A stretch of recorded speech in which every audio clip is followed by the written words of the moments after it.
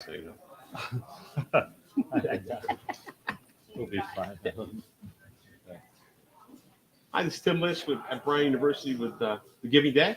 President with Goodell. Just introduce ourselves here.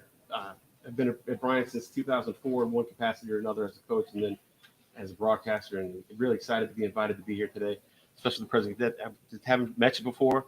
Really excited to move in the new direction, and I just wanted to see any opening thoughts that you had about today. Yeah, no, today is a big day for Bryant University, giving to the institution, ensuring that we have the resources, the funds, the commitment of supporters to move forward and realize our Vision 2030 plans, which are really to take Bryant University to the next level.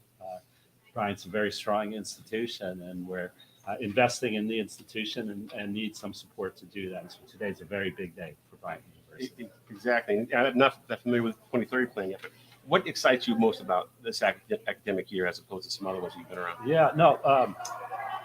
One thing that really excites me is the class of 2026, our entering freshman class. It's the largest class ever, which is indicative of the enthusiasm and interest in Bryant University. Very high in academic quality, the entering class, and high selectivity. We had a record number of applications. So very excited that we're welcoming this new freshman class, and it's such a high quality and large class. And coming out of COVID, there are other institutions that haven't been able to have this type of real significant bump up in interest and enrollment, and we've been able to accomplish that at Bryant University. Yeah. Other things I'm excited about is this campus is alive. My first 2 years, I'm starting my third year as president of Bryant University. The first 2 years, we were really under COVID protocol. And so we tried to keep this as much a regular residential university as possible. But there were certain restrictions. You walk around campus and it's alive with athletic events, student activities. There's a lot going on campus. There's a lot of energy, not only the freshman class, but all our students and faculty and staff. And the third thing I'm very excited about is we welcomed recently 3 new leaders to the institution. A new provost, Rupendra Palawal, joined us from Sacred Heart University. We have a new chief financial officer, Donna Ng, joined us from Skidmore College, and a new chief marketing officer, Lorraine Dagnall, who joined us from Babson. And they're very strong additions to already strong cabinet. No, exactly. We touched basically on the 2030 plan. What excites? I don't know a lot about it yet. I'm trying to learn more. I've learned a little bit some of the athletic stuff. What overall for the university? What's the major plan to do? Yeah, well, really builds on what is already a very strong foundation at Bryant University. Our strengths are academic programs align where the economy is going and where there's career opportunities and high demand for our graduates, and we're growing and enhancing the programs that are aligned with the economic future. So programs that integrate heavy data analytics and technology into the curriculum. And integrating that with our exceptional student life experience for our students, the clubs, the leadership opportunities for students, and then the Division I athletics. In Division I athletics, we just moved up conferences to America East and Big South, as you know. And basically what we do, the Bryant experience, and why our graduates are in the top 1%, is because of that integration between the strong academic programs, the student life experience, and what our university, what our student body gets from the Division I competitive athletics. So we're enhancing the athletic programs, as I mentioned, the academic programs, bringing in new faculty in data analytics and health analytics areas of growth and opportunity. And anybody who comes and visits our campus, and we encourage everybody who gives to do that, you'll see we enhance the facilities and campus life. And we, part of Giving Day is making sure we have the resources to continue to do all those things to make sure that Bryant continues to rise in national rankings and enrollment. So, and to touch on that, and since I've been here and coming on campus a long time ago, and it feels a while ago, to what it is now, it's just night and day. And that's some old alum that come back that I get a chance to talk to, especially with homecoming just being over. You're right. And the things that they're like, why wasn't it like this when I was here? It's just it's because you're old. And but it's just one of those things. what's important about alumni helping out with Yeah, situations? we had homecoming, which was great. Homecoming was we had recent alums, and then we had alums who came back, who, as you said, had been on campus for a while. And those who hadn't been on campus for a while are just so proud of the institution and said, Bryant was a great place before, but look at it now. And I'm so proud of this institution. Let's continue to do that. Let's continue to have investment in new facilities and new programs. And we want to help. Bryant has a very strong community. So Giving Day is really an opportunity for Bryant alum, Bryant supporters to express their interest and support for Bryant. And that's why we're real excited about it. No, exactly. And what do you hope members of the local community do to help with Giving Day and people of Smithfield? That's pretty simple. Just reach out to your friends, your colleagues, your classmates, and just say, hey, today is a big day. And today's a real exciting day to give to Bryant and make sure that Bryant really has the resources that it needs to support the excellent educational experience and strong career outcomes for our students. And let's make sure Bryant continues to be an institution that everybody is really proud to be part of. No, exactly. And I think it has been, and I know all the graduates that I've known have gone on to bigger and brighter things Yeah. when they've left here. And I know they talk about school extremely fondly. And that's something Yeah. that's very important to them and the pride that they have. Yeah. That they have. No, the Bryant pride, the Bryant sense of community is strong. So we're just going to keep that going. It's a great institution, a great foundation, and it's getting stronger because of people, our alums, our supporters who give on a day like Giving Day. So this is, a real opportunity. We're just excited to see we have a few more hours to go here. I'm looking forward to see what comes in. No, exactly. And the different support that we've had, the different groups that we've had on campus in the expansion of the campus. And is there anything else coming on board quickly, or is it just something? Oh yeah, well we have increased international partnerships with institutions. Just in the past month, we've signed new agreements with institutions in India, in Turkey, and over the summer we started a new program with Oxford University for undergraduate students. So we're going to have more and more partnerships with international institutions, and we have new partnerships with domestic institutions as far as some opportunities for our students to go on into strong law school programs. We have a partnership with Villanova where it's 3 years here at Bryant and then 3 years at Villanova Law School. And we're going to have more and more programs where we partner with other institutions where it makes strategic sense for our university. Well, I want to thank you for your time, and I want to thank everybody for setting this up. Yeah. Please let us know if there's anything we can do to reach out. Okay. Yeah. Thank you. Okay. Thanks. All right. Appreciate it. Thank you. Yeah, See you this way. Okay. All right.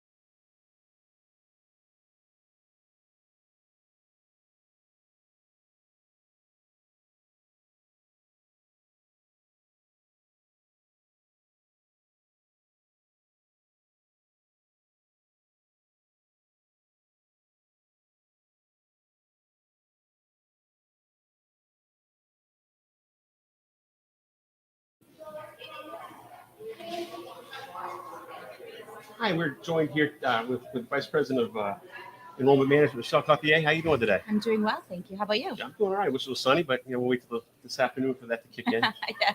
Won't let it interfere with what we have going on today. So, I just wonder if you could tell me a little bit about your role here and some of the future goals that you guys have going on. Sure.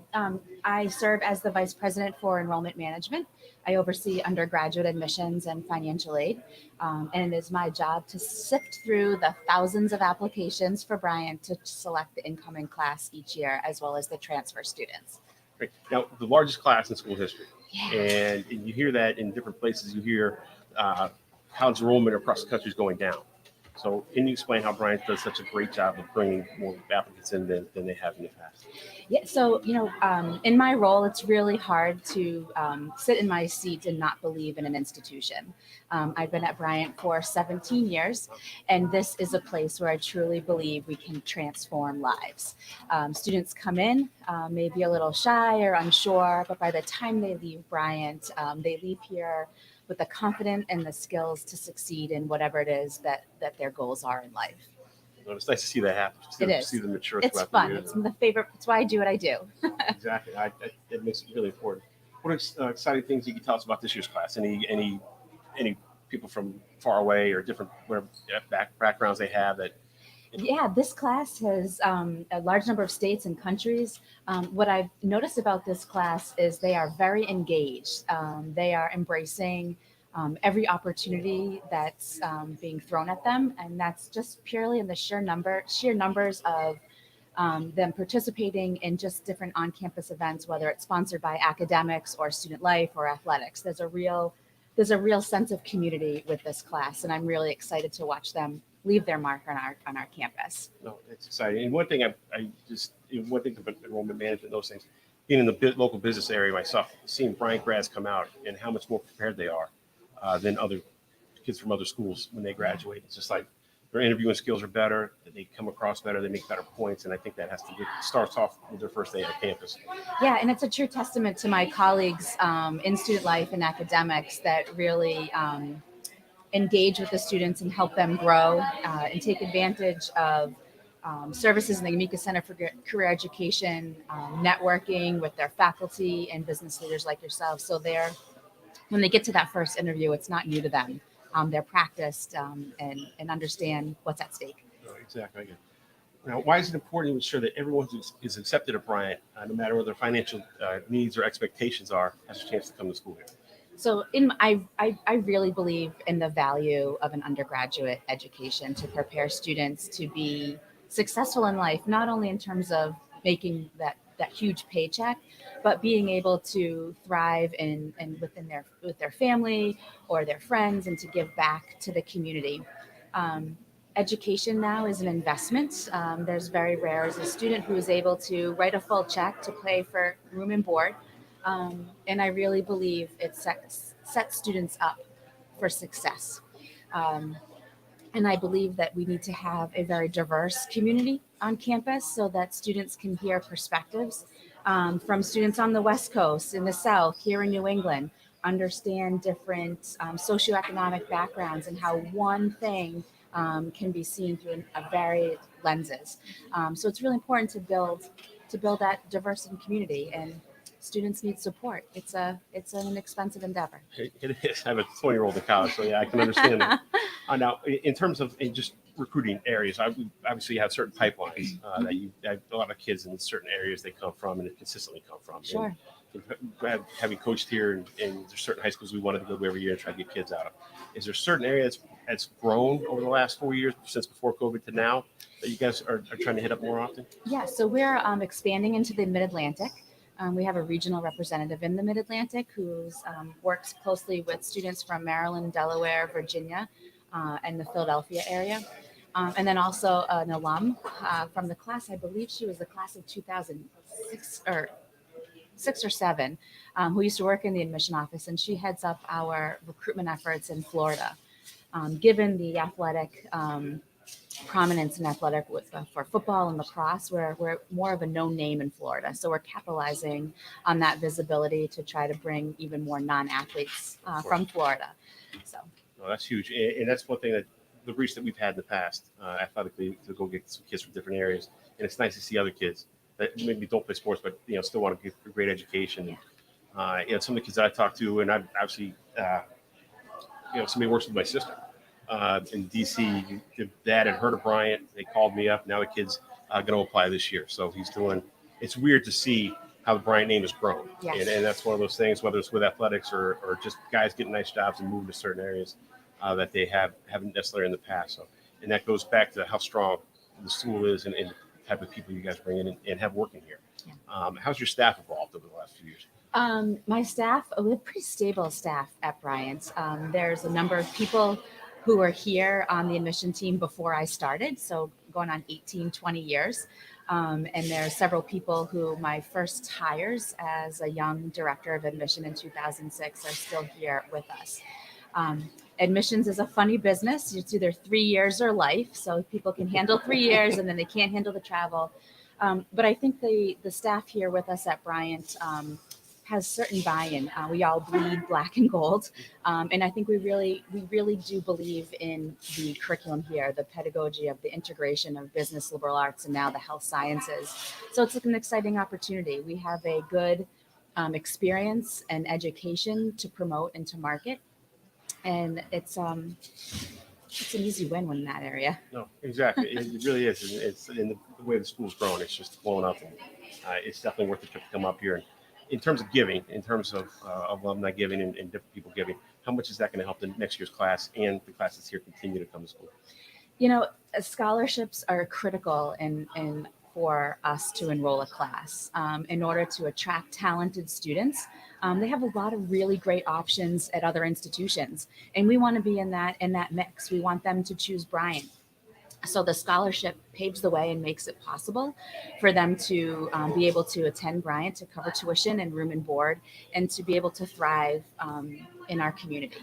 So it's a critical piece, and every dollar, every support we can give to a student to make it possible, regardless of their economic status, is really helpful. No, and that's huge, and it's nice to see schools reach out that way and do things like that because, having my son go through something similar and some of the schools weren't trying as hard as I know Bryant has in the past. It helps parents make decisions. It is, and we build a community here. We're a residential community, so we really want to find students who will thrive here, who will be engaged. And we do I think we do a really good job of identifying those students who, once they enroll, that they're not going to be sitting in their residence hall room with their door shut, but they'll be engaged in clubs and organizations. They'll be cheering on our Bulldogs on the courts or the field. They'll be doing research in the classroom, and that's really important. No, that's huge. And I have some shout outs. I was going to let you shout these out. Yeah, happy to. All right, a shout out. So there's an all-day challenge. Generous trustees, Dan, class of 73, and Joanne Schmidt, Scott, an honorary degree recipient in 2014, and Deanna Donnelly. And an anonymous donor will contribute $42,500 to the Bryant Annual Scholarship Fund when 310 donors make gifts to support any scholarship fund on Bryant Giving Day. So here's your challenge. Time to donate.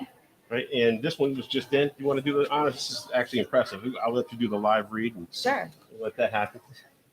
Bryant Giving Day is underway. Be the one to make an impact. Head to givingday.bryant.edu before midnight tonight. # Bryant Giving Day. That's huge. And just I'll give you a break on this one. But we've had 549 donors, 993 gifts, and right now we are sitting at 93K so far today. So impressive start for the alumni. Yes. And well, we'll make that. How many donors? 550 donors, because when I leave here today, I'm going to leave my check with the team. Nice. That's great. And we'll be back in a couple minutes. Thanks. Thank you. So, Okay. Great. thank you so much. Thanks. So I go off script a lot. That's okay. I'm good. I can roll the punches. I'm in admissions. I can make that shape rock to me.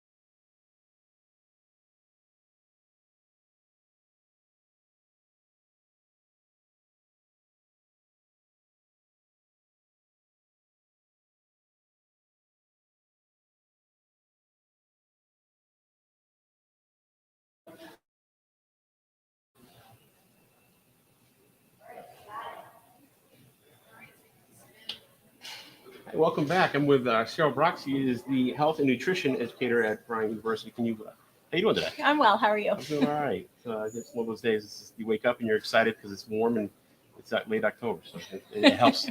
Instead of being, I don't have to have the heat on yet. So can you tell us a little bit about yourself and a little bit about your role? Sure. So I'm a registered dietitian, and in my role as a registered dietitian and health and nutrition educator here on campus, it's my mission to help the students at Bryant become the healthiest versions of themselves. I offer students the opportunity to meet with me one-on-one for free private nutrition consultations. And then I collaborate with a lot of various campus groups, clubs, organizations, the athletic teams, the resident assistants to offer group programming such as presentations, workshops, tabling events on a variety of nutrition topics. All right, and it's pretty active. Do you find regular students taking advantage of that? I mean, that's not a lot of places do this. Absolutely. It is very unique, and it is a great opportunity that this position was developed and presented thanks to some general donors. And, regular students, the general student body, student athletes, international students have all been impacted by my role.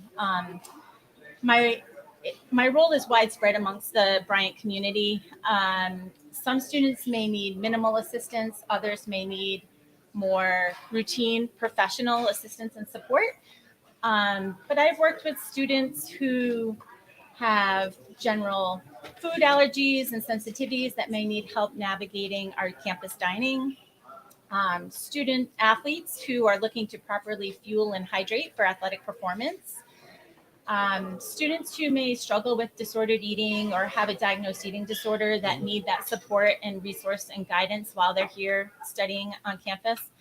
And then students who are just looking to make healthier lifestyle choices, whether it's losing a little weight, gaining a little weight, or just making positive changes to their overall eating habits. Which is tough to do on a college campus, and you walk in the dining hall and you see all the different things that they have. And I know when I first came here, that was one of my favorite things was going to the dining hall and be like, oh, this is awesome. And how do you temper expectations versus, hey, you really don't need to eat that much, or you don't need to put all that in your body? Well, that's where the education piece comes into play. So for many students, it's their first time being away from home, from that home cooked, food, and having a variety of food available to them. And so really kind of teaching them through newsletters and tabling events and presentations what a plate looks like, how to balance a healthy plate, what balanced nutrition looks like by including those various food groups, including fruits and vegetables in your meals, and also being down at our dining facility and helping them pick and choose from different food stations down there to build a healthy meal and not just be stuck into the pizza and burger station, so to speak. It's not McDonald's, right? You got to balance things a little bit. You do. Color's good. Color is good. Now, you just go into about what the generosity of the donors do to help you with your program and help you spread the word and help keep the campus healthy. So the generosity of donors, could really benefit. A healthy mind needs a healthy body, and so students are here to really excel and learn and develop that healthy mind, and so they need a healthy body in order to do that as well. So the generosity of donors would their donations would go to helping wellness initiatives on campus, and also by helping to promote additional nutrition and health education programming for the students, so they can leave here after their 4 years with a healthy mind and a healthy body that can be lifelong, habits that they can take with them. Sure. I wish I had that. It would look like this. I know. What's your vision for the Bryant community and different things that you want to have, important to you to get out to the students and whoever else might need your help? My vision is that students realize that I am a valuable resource on campus. And so I'm working on trying to get that word out through various ways, by being present with tabling events. I send out nutrition education newsletters to the whole student body on various nutrition topics throughout the year. Plus, I do a lot of collaboration with various organizations, athletic teams, student organizations, clubs, and just various groups. So you just try to show up around campus and be like, hey, I'm here, and hopefully they take advantage of that. Absolutely. How's it gone so far? So far, it's going great. I have noticed, especially coming out of the last 2 years with COVID, that students are more interested in their wellness and their well-being, or maybe struggling with disordered eating, or maybe have an eating disorder. And so I have found that students, I have been very busy this semester, which is great because students are recognizing that this resource is here for them. It's a free opportunity for them to really utilize a great resource on campus to make them well. That's huge. And anything that you want to let us know in terms of getting the word out for the kids here, if they go back or if they sit in their dorm room looking at this now, what's the easiest way for them to? So the easiest way for students to reach me, you can email me at cbrock@bryant.edu, or you can call health services, directly, and we'd be happy to make an appointment with you. Or if there's any student organizations out there that would be interested in having a presentation brought to their community and group, please feel free to email me. I'd be happy to work with you. That's awesome, and it's important to have those things, especially for a lot of kids. They didn't have that type of reach when I was a student, which is a long time ago. But it's nice. It's so nice to have that, and that's why donations are so important from our alumni to help with this program. I'm sure some of them are sitting back going, I wish they had that when I was there. And I know there's two former football players that are wishing that after I saw them in homecoming. So they might email you and see what's going on. But that'd be great. No problem. If any questions or anything else, just let us know. If there's anything we do to help us support you, please just let us know. Thank you very much. I appreciate it. Great job. Yeah. Okay. Thank you so much. That was awesome. Is that your first?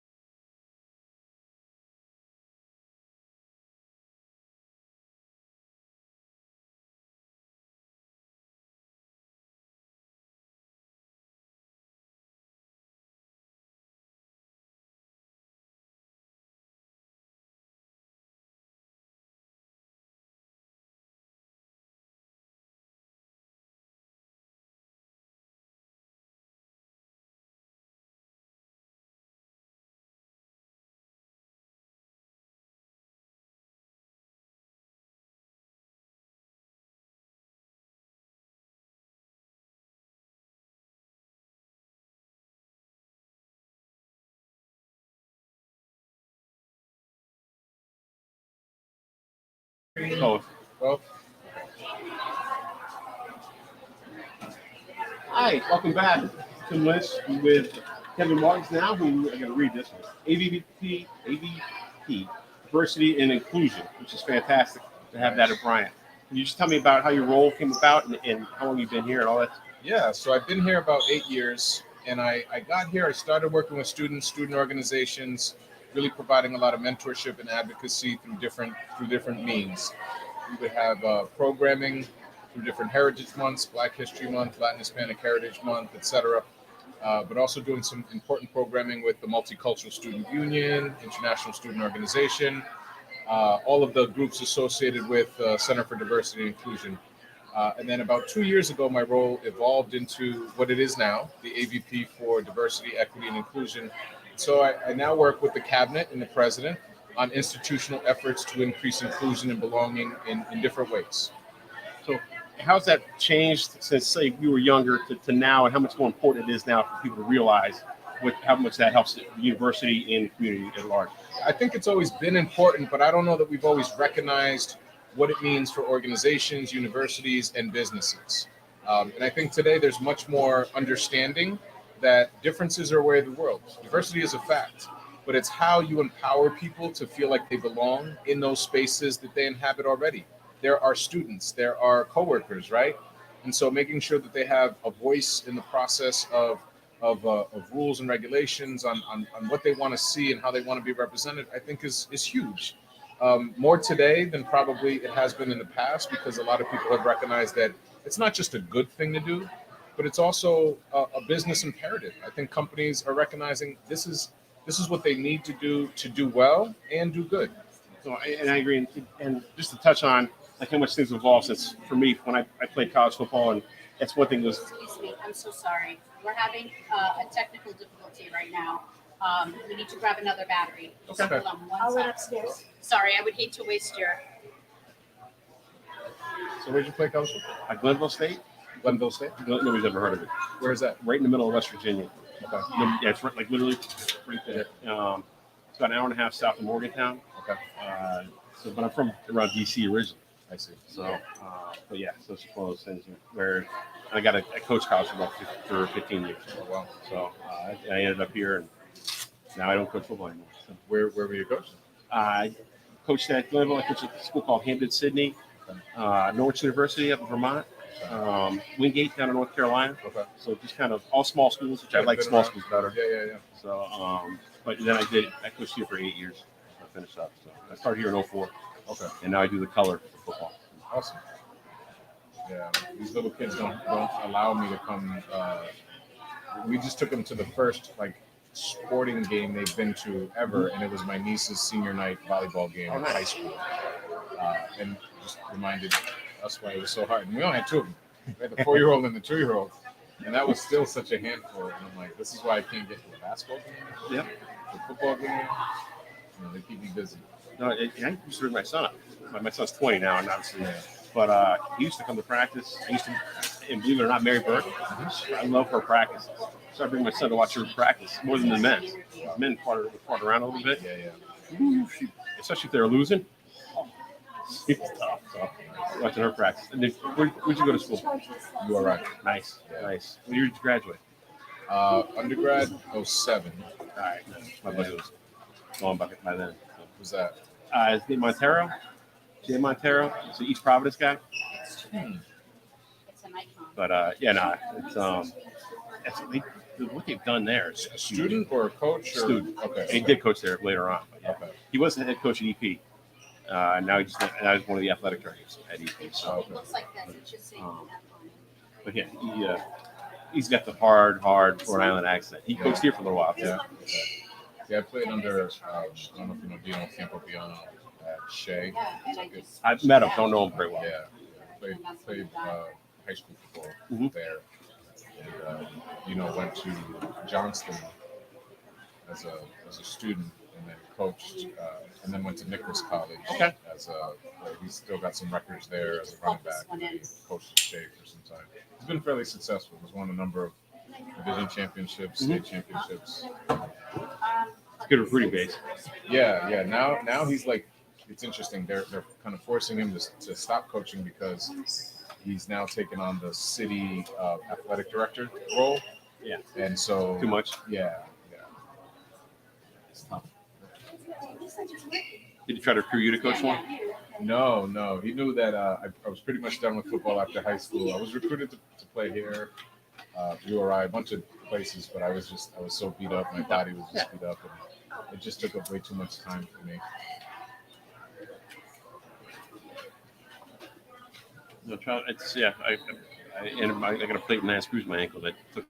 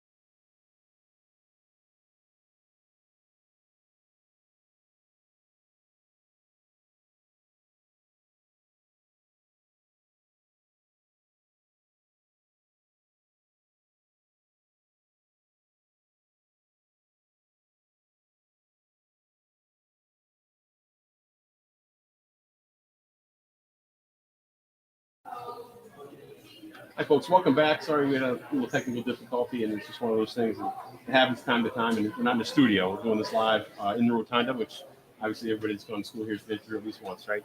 So whether you wanted to or not. So the one thing I was talking about right before we went off air was, like a locker room, it forces inclusion, and that's something that's always been a part of my life. My dad's a retired Marine, so it was always you were with who you were with. There weren't people lived here, people lived there. It was always like everybody's here. And you had to learn to get along. What, in terms of bringing that to the private sector, in your mind, what do you think is making that easier over the last couple of years? I think just by demographic shifts, we've seen many more people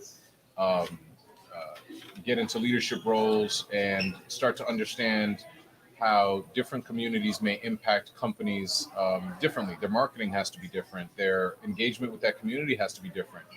And I think slowly but surely, either through the profit, nonprofit, education, military, all of these different kind of areas recognize that there's strength in unity. That we have much more in common than what separates us. And that has been true for a long time. But I think a lot of people don't always focus on, beyond themselves. They think about their experience, and that's what's been normal for them their whole lives. And so other people are different, right? And they're not the same as you.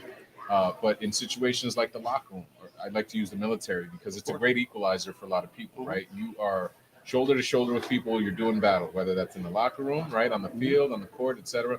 So those are great experiences that put people through these common challenges that you say, it doesn't matter what you look like, where you came from, your background, we're in this together. And that builds community, that builds camaraderie, and that it transcends kind of race, gender, and all of these different identities that tend to kind of keep people from building those relationships. No, that's huge. That's a great point. Military bring a lot of that. That's why I was brought up. So it's one of those things that, it's very important for people to understand. As long as everybody has the same common goal, you can still get things done. Absolutely. So I appreciate that. Now, what are some of the key DEIJB initiatives you'd like our viewers to know?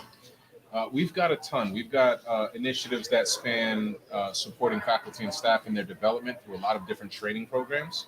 We have a certificate program that's going to be put together this year for students, a diversity, equity, inclusion badge.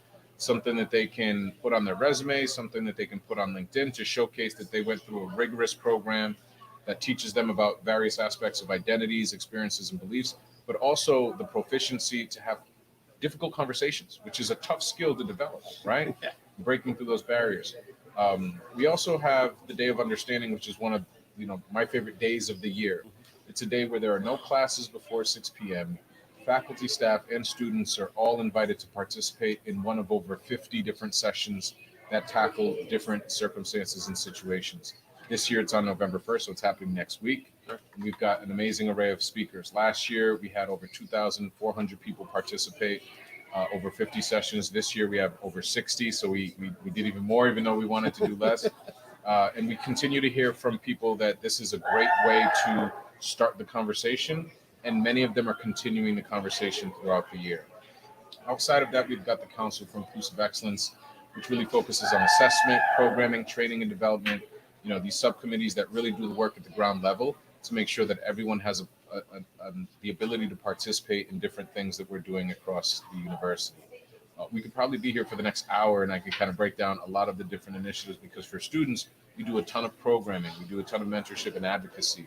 We're looking into mentoring programs specifically. And we know that mentoring programs have a big impact on student success. And so we want to make sure that our students have an equitable chance of succeeding, regardless of their financial situation, their family education. If they're a first-gen student, right? We want to make sure they have those resources. So we've got all sorts of different supports for students to build equity and to kind of close those gaps. And that's a great program, especially to grow. I'm sure there's a few headaches trying to find places for everybody to speak and make sure they have a big enough room. And it's a monster of a day, but it's a labor of love. And really it's the team that does the bulk of the work, right? I go out there and I'm the face of it, but we had an amazing committee of over 20 people look at speakers, invite them to campus, do the contracts, book the spaces, get the food, connect with student organizations, faculty, and staff, to also request proposals from the community. So the community is also helping in that teaching and learning process. We've got art exhibits, we've got food trucks. It's a fantastic day. That's huge. That sounds great. I wish they had that when I was coaching here. I didn't take advantage of that. Now, what does the ICC fund accomplish at Bryant? The ICC Endowment Fund is what I'm specifically fundraising for today. It's just one of many initiatives that are amazing that people can give to. What it does is it supports students, one student at a time, with those opportunities that they otherwise may not be able to participate in. So we've used those funds sometimes to make sure that students can go to a conference that's going to be great for their resume, give them some critical skills. Not every student has the ability to get on that, to pay for that flight, the hotel, et cetera, et cetera. So we cover some of those costs to make sure they can get the most out of it. We've done books. We've done all sorts of different supports when students need it. So we tailor it to the students' needs, and that's why the fund is so important. Some students need some things, other students need other supports, and that fund has been one that's been great for flexibility to meet student needs. Well, that's huge. And in terms of people giving and donating, especially on a day like today, for not necessarily for your program next week, but for the continuation throughout the entire year. Yeah. How important is that? Like, to help increase your budget so you can do more? It's amazing. I mean, it's what we need to make sure that we're meeting, the needs of the students today and into the future. And there's no guarantee that we'll be able to do that without the support of the community.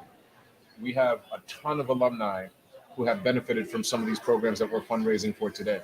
And I think they recognize the importance of giving back and paying it forward just as much as anybody else. So, I've sent out some targeted messages to them to say, hey, it's Giving Day again. Would love to have your support.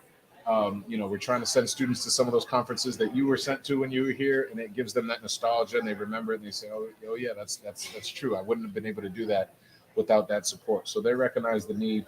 And beyond today, their engagement, their continued presence is huge for what we do, because connecting undergraduate students to alumni, to local community leaders helps us in a number of ways as well. They get internships, they get exposure to real world experiences, and they make those connections that are going to help them in their career and progress throughout their lifetime. Oh, that's huge. And like I said, Giving Day is huge for everybody, and it's one of those things that you get a chance to put money in and help programs like this.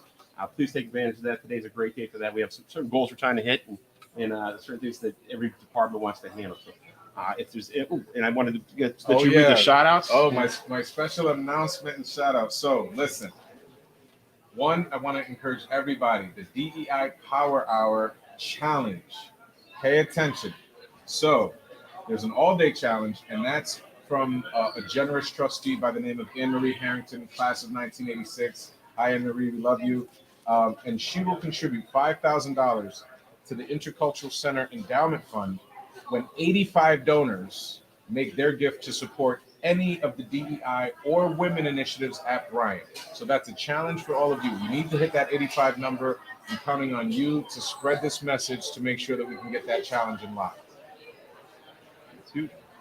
And then we'll cut from here, but if there's anything else that anybody can help with, please feel free. If there's contact you think you should know, please reach out to them and let us know. We'd love to expand the program. Thanks so much for your time. No, thank you. Appreciate it. Yes, sir. Great, thank you. Excellent.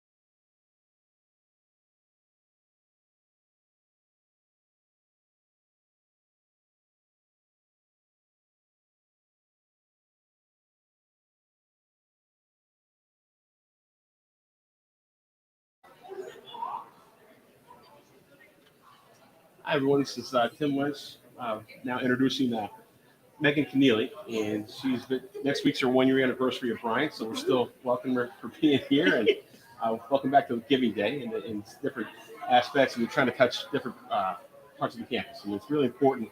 I'm very interested in listening to what you have to say because this is something that's new for me on campus, and it's nice to see the campus and the university expanding. Yeah, absolutely. And that's what makes today so important, that all the alumni get to know, like, oh, now they have that, or now they have different things going on. I mean, even my role, as you said, I'm hitting my 1 year anniversary next week, which is really exciting. But the role that I inhabit did not exist as a full-time position until I came in, which is like, even just at the basis, a very exciting thing to have. Like, okay, we're really investing overall in sort of the my role as the Pride Center and Advocacy Services Coordinator, that, hey, we want somebody that's actually looking into this all the time, which is really cool. So, no, that's great. And new boundaries every day, I would assume. Any challenges that have been hard to overcome? Or? It's really just sort of finding how this position gets to fit in with everything that currently exists. It's wonderful to have the role that allows for this expansion, as you said, where we're really taking into account, like, my primary concern is usually helping, finding the niche, assisting with our LGBTQ plus students here at Bryant, of which there is a long history of these students who are existing, doing work, making efforts, and sometimes being here in a culture that is not always the most friendly to them, in a sort of cultural environment that they're just trying to navigate through. And really being there to support them is my primary objective. And so just finding out what they need has not necessarily been a challenge, but the role hasn't been here. So they're also figuring out, like, oh, we can come to people and ask this of us. Like, we have more resources. Like, it's an ever expanding opportunity for them, which is really great to be a part of, but always presents new challenges. Like, all right, well, what directions are we moving in? What directions do the students want us to move in? Right, and we haven't done that before. Exactly. You know, that's got to be the toughest one. I'm sure you hear that more than once a week. Is, and what's your best way to say, hey, let's fix this? It's really we have the Center for Diversity and Inclusion is just an incredible team who, despite the fact that the Pride Center itself, Bryant Pride, the student organization, just celebrated its 30-year anniversary this past weekend at homecoming, which is really exciting. But the Pride Center has only actually existed for 11 years now. It was established in 2011. Folks will sometimes mix that up. You're going, but the Center for Diversity and Inclusion has been around the ICC's been here for 45 years. So there's a lot of ingrained, incredible experience on the part of all of our staff there, that they know how to start to tackle these challenges. And I can always reach out to them, and we can, all right, how do we navigate this together? What have we done in the past for different marginalized student groups that we can work, improve, make these things better for our LGBTQ plus students now, which is really great. No, that's great. And how's the center changed over the years? And because I know it's your first year. Exactly. It's always the struggle. rumors of, like, okay, what am I hearing that people will tell me? We've moved locations. We've gotten to be more centralized, which is really exciting because it means that our different student groups from the Intercultural Center, the Women's Center, the Office for International Students and Scholars, and the Pride Center, now that we all exist, we can all exist in the same spaces. We get to interact. The students can sort of, rather than being totally siloed of, like, well, the women are over here and international students are over here. It's all of these students are getting to have combined experiences with one another, which is really exciting to get to be a part of, because you get to have these conversations with folks who are like, this is not something that I've ever considered. Like, what are you talking about? Like, we haven't had these. And that goes on all sides, where everybody gets to come and have these conversations and learn. And then, as I said, my role exists in the first place. And we also have a Women's Center coordinator for the first time.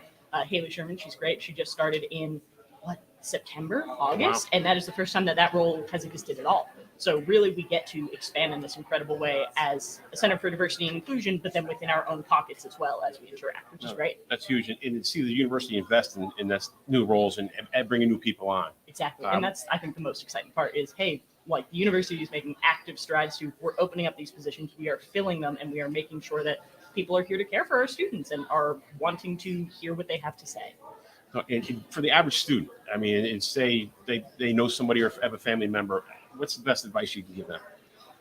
I really think it comes down to keeping, and I conduct safe zone trainings, which for faculty, staff, and students across the board are it's the baseline education about how to interact with, how to be an ally to the LGBTQ plus community, both here at Bryant and beyond, because having that interaction, I always emphasize, it's like, even just as you said, you can have a family member, you can have a friend that maybe hasn't come out to you, and there's the expectation that when you leave Bryant, it's not just, oh, like, whatever was fine at Bryant or whatever was fine here, that's how it'll be. there's the expectation of cultural competency and the understanding that you will be accepting of others, even if they have a different experience, if they have a different identity than you. And sometimes that gets brushed aside of like, oh no, like we don't need to pay attention to that. It's crucially important.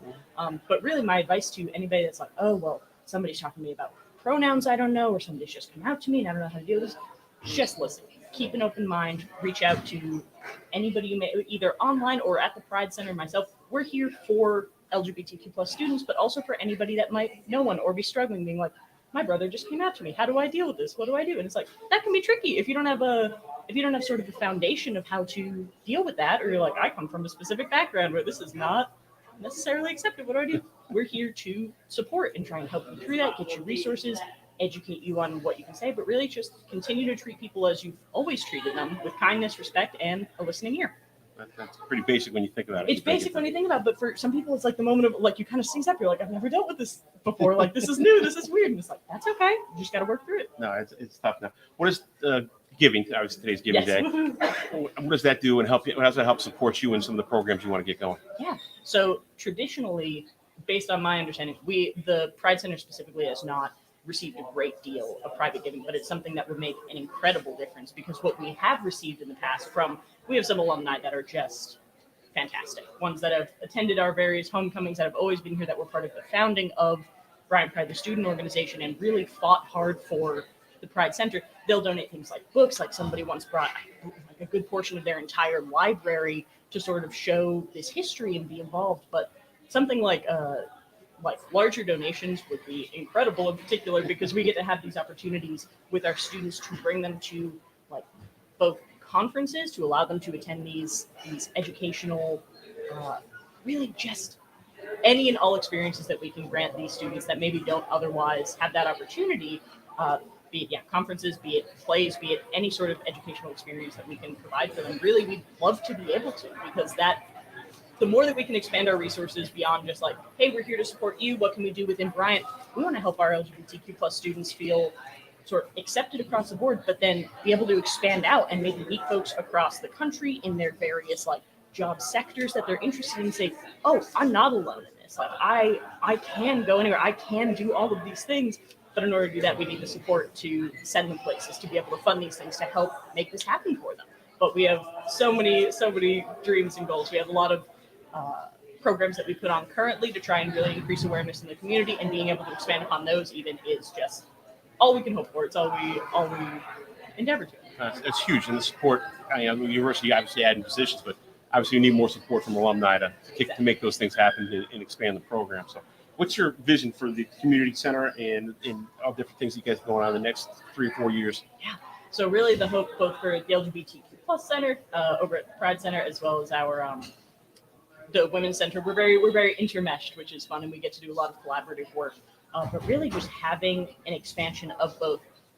Even I like to clarify, we always like to go beyond tolerance, because the tolerance is just like, oh well, it's fine that you're also here. We want acceptance. We want love and care for our LGBTQ plus community members here. That's students, but also the knowledge that like faculty and staff members are also here, present, and identify with the community.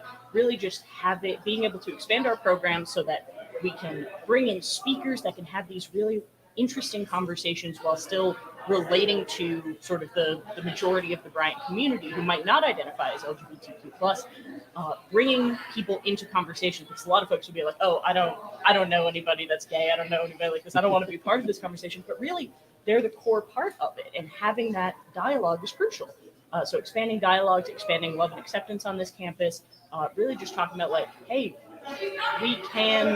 getting to know others and being a part of their lives, accepting them, being there for them is really just, it'll be part of your experience as a human being. So we want to be able to expand on this. No, it's huge. And, having come to the age where I'm at now and having to do stuff like that, when I was young and in college, it wasn't a thing, and to now to where I'm at, I'm like, oh, all right, yeah, I don't care. Exactly. Like literally, it's it doesn't matter to me.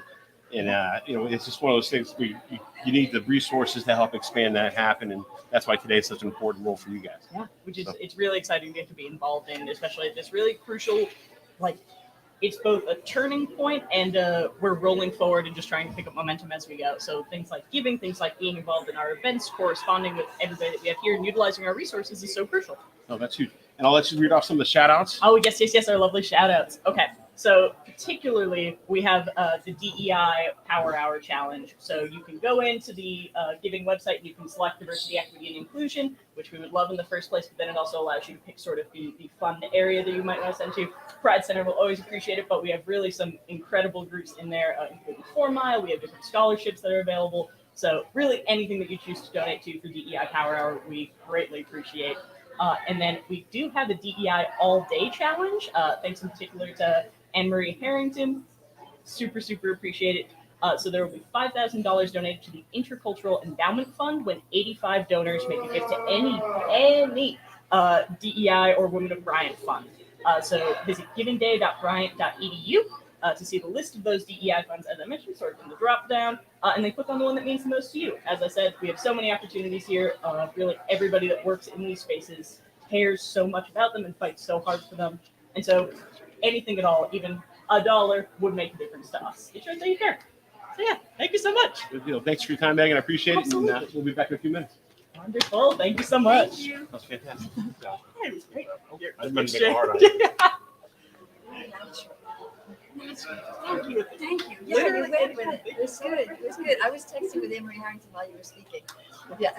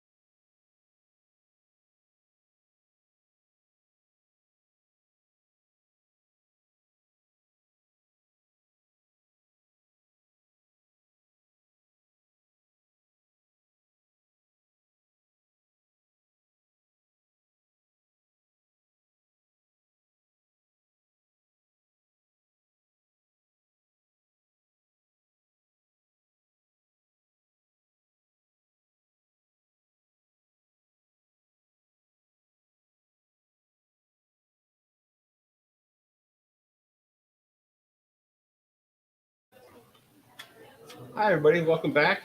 I just want to welcome the Dean of Business here. He's been here 17 years. I just found that out. And so if anybody is a business major from here, I'm sure they're familiar with it. They've seen probably had you in class, and Absolutely. probably I'm sure some of them are still in contact with you. Absolutely. So Yes. how's the year going for you so far? Anything? It's going fantastic, and it's very exciting with lots of new programs coming up, especially in the graduate school. We have just launched 3 new graduate school programs: MS in Data Science, Business Analytics, and then MS in Taxation and Online program. And our existing programs are really doing very well, like Data Science and Business Analytics and Entrepreneurship, Digital Marketing. International Business is just ranked in the top 20 programs in the country. Uh, we're ranked number 18 at this point in time. And so things are really, really looking up for the College of Business.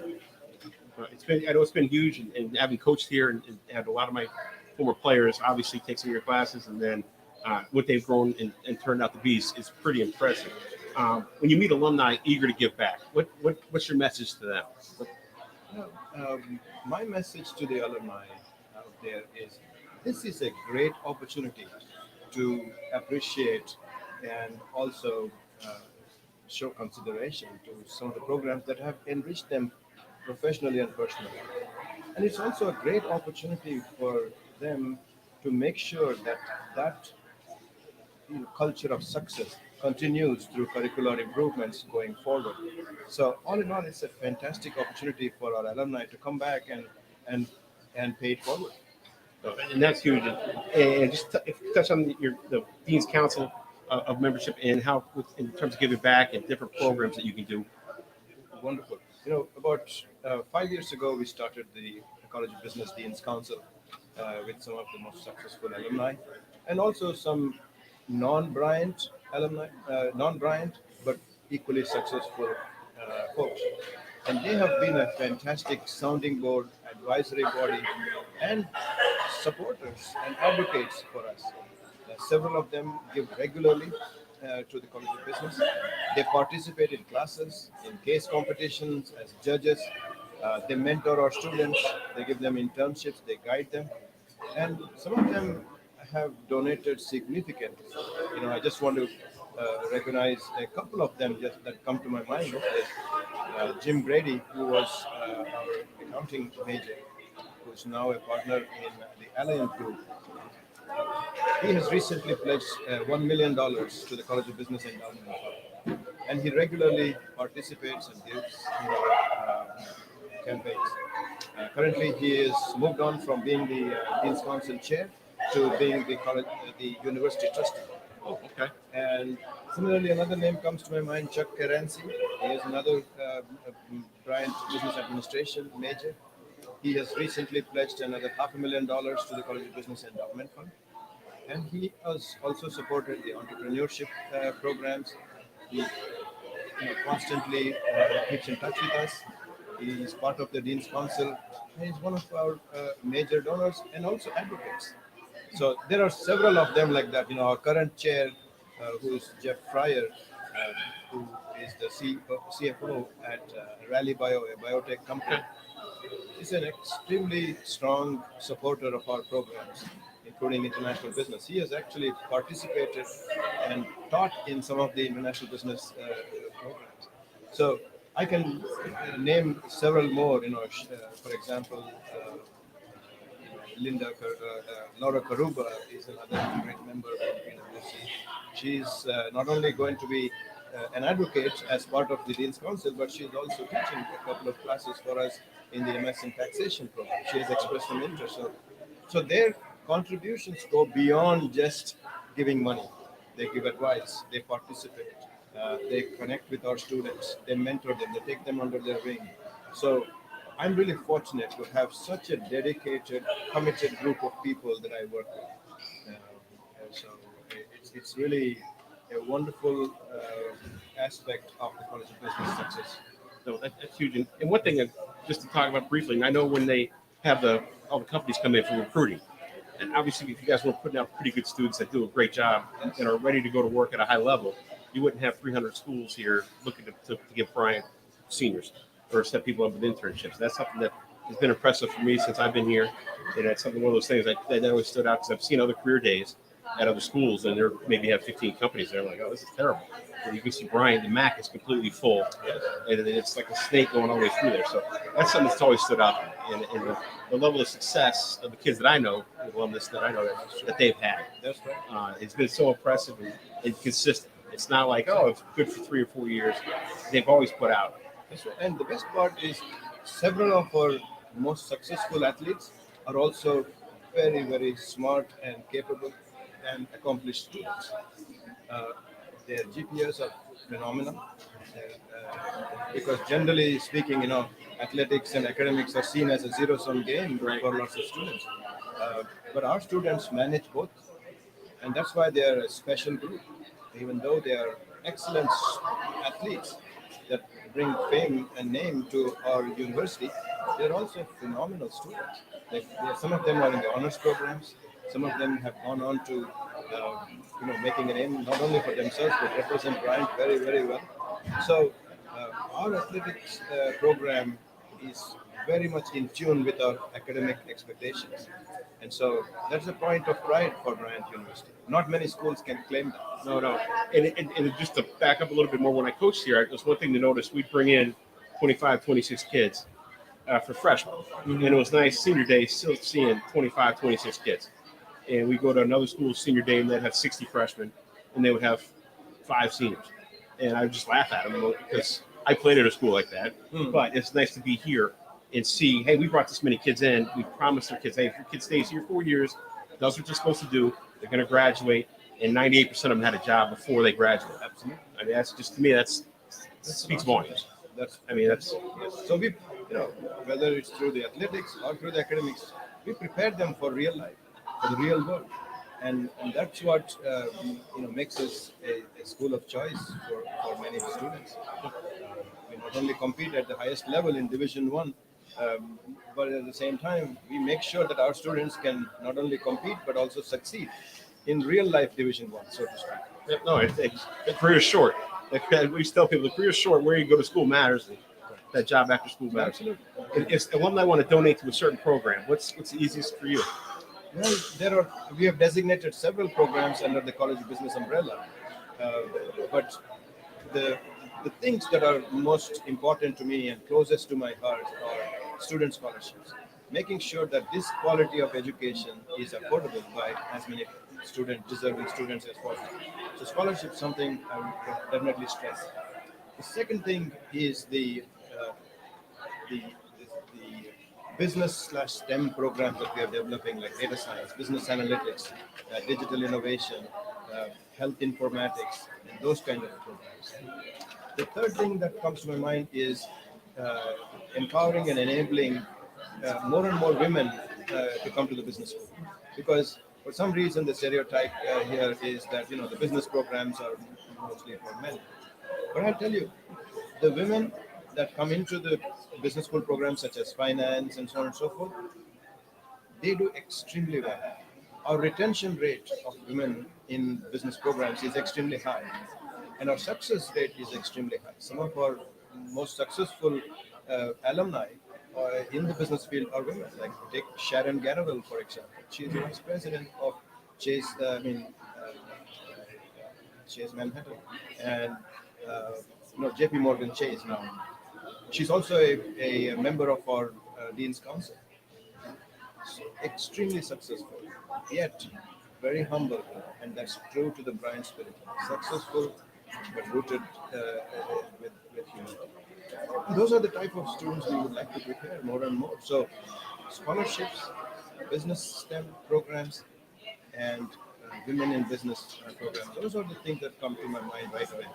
But our bigger goal is to have a named college of business, because we want to have a co-located space for all our faculty, our students, our maker spaces, our centers of excellence to exist in one contiguous space, so that we get that identity and we go to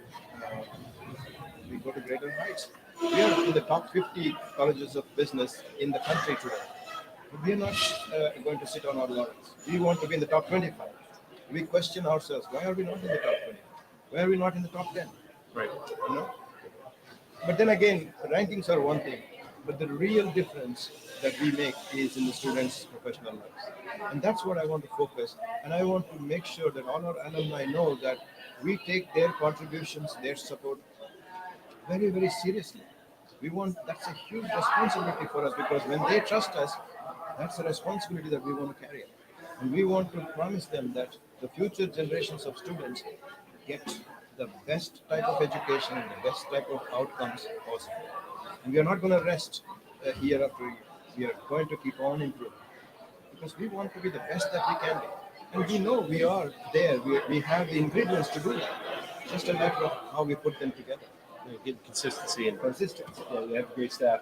Uh, just real quickly, what are the three main priorities for the College of Business to ensure the increased success and the value? So the priorities for College of Business right now is number one, curricular innovation. Make sure that our students get the cutting edge, most current knowledge possible. We don't want to prepare the leaders of 21st century with 19th century concepts. So we want to make sure that we keep pace and in fact be ahead of the curve when it comes to curriculum. Number one. Secondly, we want to make sure that the business school education is afforded by many people through scholarships. Third, we want to build programs that not only help our students succeed, but also gives us that distinguishing edge amongst our competition. If you know, Northeast is got about 150 schools and colleges in our 100-mile radius. We want to make sure that we are best of the lot. We are not just best of the lot in regionally. We want to be the best in the country.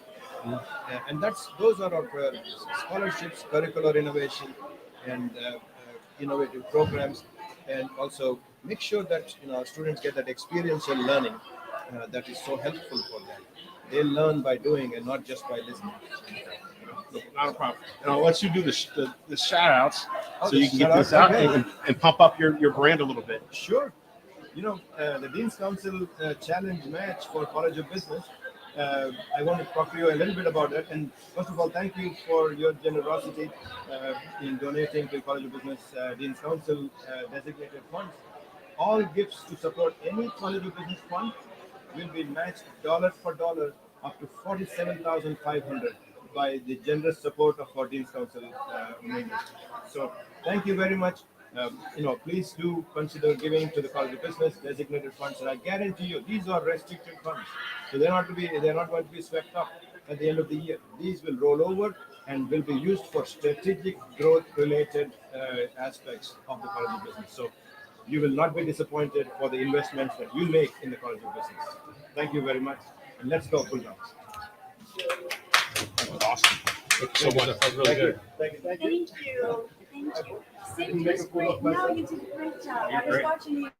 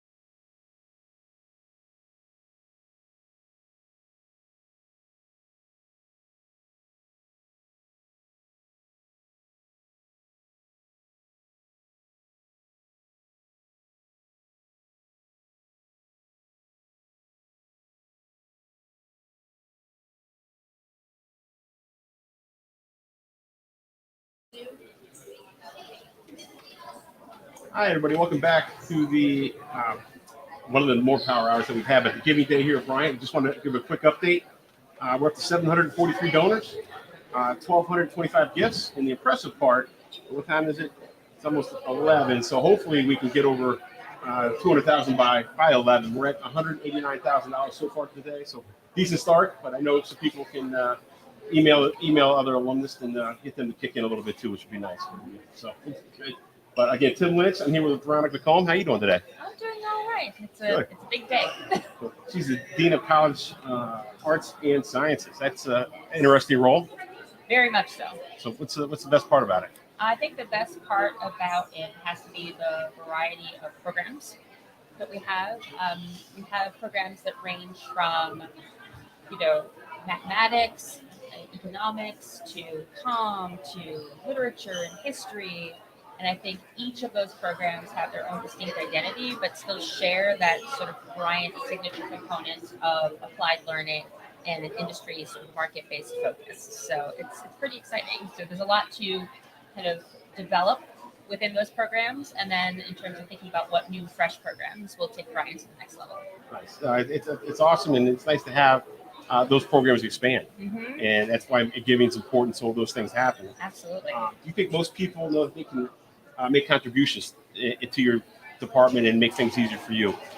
I don't think that they do. Actually, I think that, so speaking to the different departments that we have in arts and sciences, we have math and economics, which I think is a really powerhouse department because both our actuarial math program and our economics program have been quite strong historically at Bryant. We're obviously known for our business education, but each of these programs also have some pretty great strengths in terms of student outcomes in their own right. Actuarial science, for example, actuarial math, is ranked in the top 20 in the nation.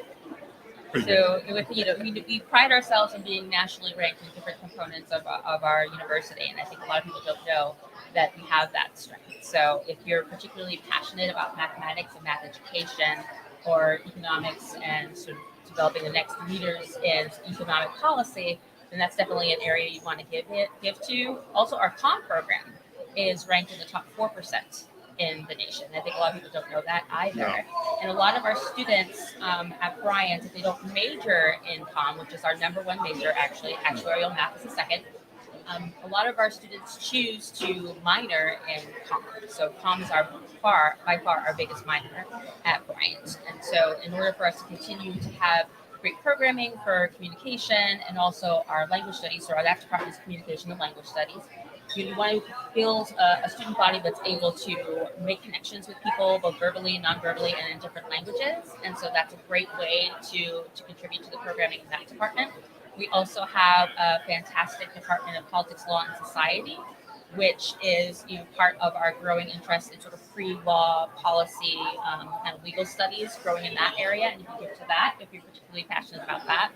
And then our sort of fledgling department, I would say, is history, literature, and the arts. I think they've really found their footing in terms of future directions for the program with the industry focus. We're very, very excited about what they're going to develop. So yeah, and I know they're new, and it's exciting to have the more things on campus. Obviously, the more things you can offer students, the more students you can get. Obviously, this year being the biggest class in school history. Exactly. Any challenges that you guys have had since you've been here in your 15 months you've been here? I would say some of the challenges have been just getting the word out about what it is that we have to offer in arts and sciences. Again, fabulous reputation in terms of our business education, and at the same time, we have students who are being educated with what they call soft skills, I call essential skills, of empathy, compassion, critical thinking, analysis, problem solving, that are all really developed as part of the foundation of the liberal arts. And so it's been a challenge, I think, to kind of grow that reputation in terms of those base strengths in those areas as well, which I said, we have national rankings in that regard. I also think it's been a bit of a challenge to be able to invest in facilities as we expand some of those programs. So, for example, we are just in the middle of revitalizing our general education. And for the first time, we have creative and applied arts as an actual requirement within our program. We also need the facilities to be able to move that many students through those many classes. So I think that's been a big challenge too, is just space. I mean, we're growing in a major, major way. And as we move students through those essential classes, we're going to need facilities to be able to accommodate that learning. But the school's definitely heading in the right direction, as some other schools I've seen, and in terms of different classes, different things, the diversity it's going to bring in from students that we wouldn't get before. I remember when we recruit kids before, like, oh, I want to major in this, like, and we don't have that. Yeah. And so the kid, we obviously wouldn't bring that kid in. So it's able to just make the base of the students bigger and have different aspects, and people bring different things on campus. Absolutely. And in terms of what you guys said, how much bigger do you think your 3-year goal for your program? Oh, for my programs? Ooh, are you talking about realistic or ambitious? Quite ambitious. Because I tend to be ambitious in my growth strategy. So I would say I would probably like to see 50% growth in some of our leading programs, and like orders of magnitude in some of our smaller programs. So, for example, history, literature, and the arts of some of our smaller programs. I said that's why I call them fledgling. I would like to see those programs to grow.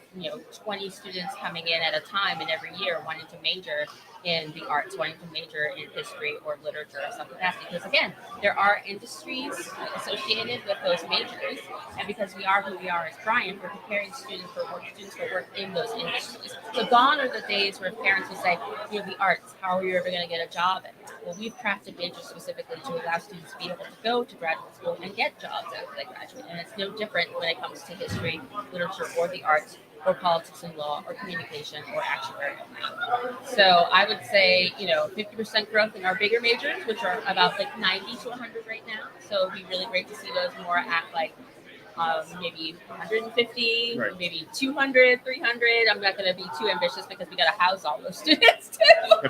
It's intense we can get them. I don't want to make things difficult for our student affairs folks. Yep. But I certainly would like to see, again, as you mentioned, the diversity of students that are coming in and seeing Bryant as a place where they can really thrive and succeed, regardless of what they choose to major in.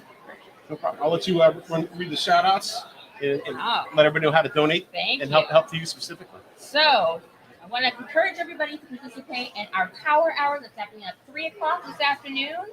And then our all-day challenge is that our generous trustee, Eric Linda, will contribute $20,000 to program development in the College of Arts and Sciences if 76 donors make gifts today to the College of Arts and Sciences. So please, donate. And we'll wrap it up. And any short-term goals for the rest of the semester? Or are you guys pretty good for right now? Short-term goals right now would be to focus on developing our strategic plan, which is highly emphasizing diversity, equity, and inclusion in terms of student outcomes. We know that we live in a very diverse and ever-changing world, and we want our graduates to be prepared to grapple with the challenges in those worlds and be able to meet people where they're at, regardless of what background they come from. Thank you for your time. We'll be back in a couple minutes. Thank you. Thank you so much. It was awesome. You're really good. Thank you so much. That was great. That was really good. Yeah, I don't need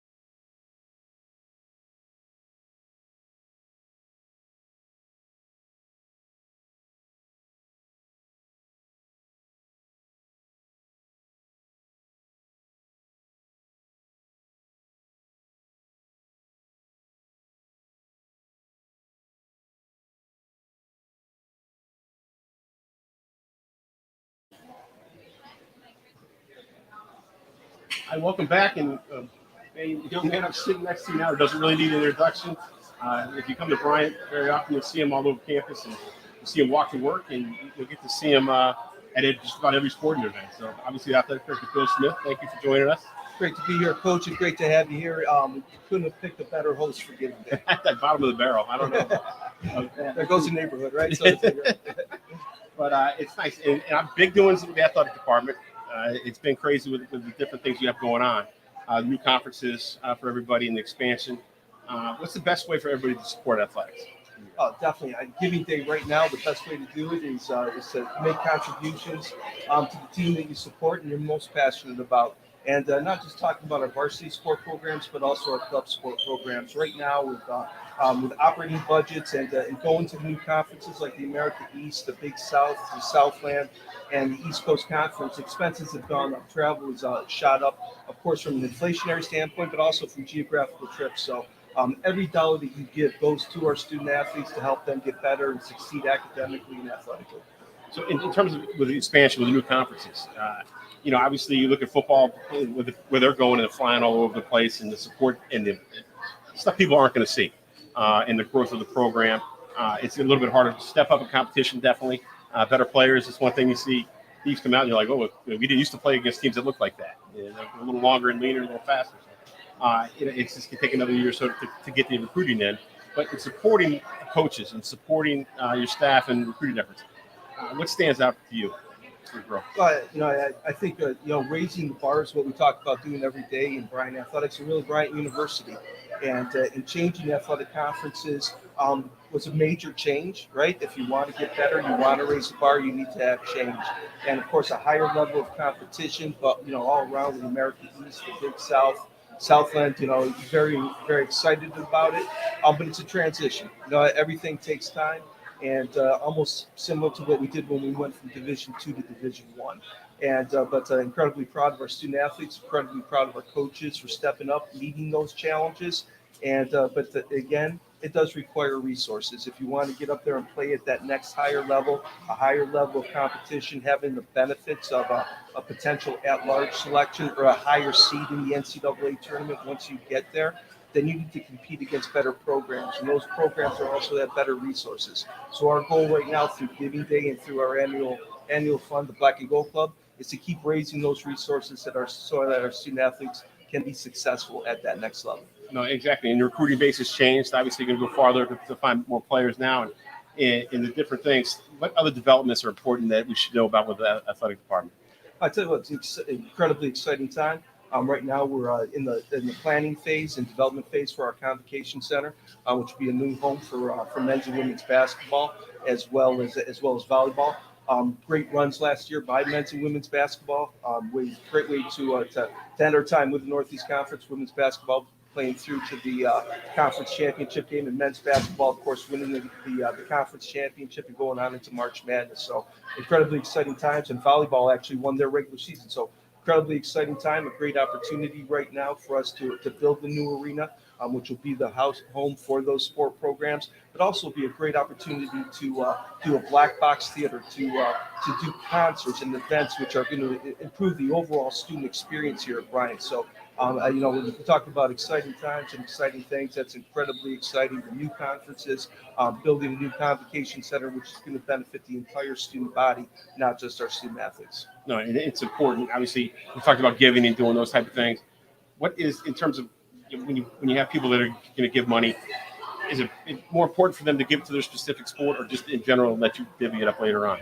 No, I tell you that we always want people to give to what they're passionate about. And you got a sport program out there that you're incredibly passionate about. Our saying, as most athletic directors will say, no gift is too big and no gift is too big. So, the programs need your support. So please, get out there. Whatever that program is that you're passionate about, help to bring them to the next level. Of course, if you're passionate about Bryant University and Bryant Athletics as a whole, please, of course, the Black and Gold General Account. We utilize that to help fill in spaces where we may not have certain items budgeted. And it's also a tough time right now for us from a salary standpoint. We want to keep great coaches on board with us. We don't want to lose them to other programs. So we help utilize the Black and Gold General Account to help fill in those spots in the budget where we need it. So every dollar counts, and wherever you decide to give it to. We're very incredibly grateful for it. So not a problem. I know you mentioned Ron Makeley is going to donate, and as well, there's a challenge that you would like to get out. Yeah, of course, we got the Power Hour coming up at noon, which is an incredibly important part of the Giving Day. Our athletic programs are doing great right now on the leadership board, but also the Ron and Katie Makeley Black and Gold Challenge, $25,000. President Emeritus Makeley and former First Lady Katie Makeley are going to give to the Bryant Athletics General Fund if we're able to hit a certain amount of donors during the day. So please make sure give. Again, there was a joke about no gift is too big and too big. It's also no gift is too small. Please, first-time givers, especially young alums, show your passion for your programs. Give back to the university and the programs that helped you out so much. And every dollar counts. So thank you for those contributions, and two great ways for you to give to that Power Hour and the Ron and Katie Makeley Challenge. So, and just one real quick funny story. I remember it was our second year as a coaching staff when you came on board, and it was a Sunday, and we had lost the game that we didn't think we should have lost. And it's about 8:00 on Sunday night, and Ron Makeley came by to see if we were still working in the office. So it's just one of those things. So the only school I worked at where the president came by on Sunday evening to make sure that we were still working for next week. So his passion's been insane to me. My time here, I've been here since '04, but just his backing, and it continues even though he's retired. Yeah, no, it's absolutely key to have Ron and Katie still involved. And I had a great dinner out last month with him, and he gave me the heads up, about the challenge. So incredibly excited about it. You don't get you don't have a better president emeritus and former first lady than Ron and Katie Makeley. And again, incredibly grateful for their support of Bulldog athletics even through to today. So not a problem. Coach, I want to thank you for your time. If any questions, please, guys, feel free to donate. And certain goals we want to get to, and please help us get them. All right, Coach, you're the best. Great job. Go Bulldogs. Thanks, sir. Coach. Appreciate it. Thank you, man. Great job. Thank you.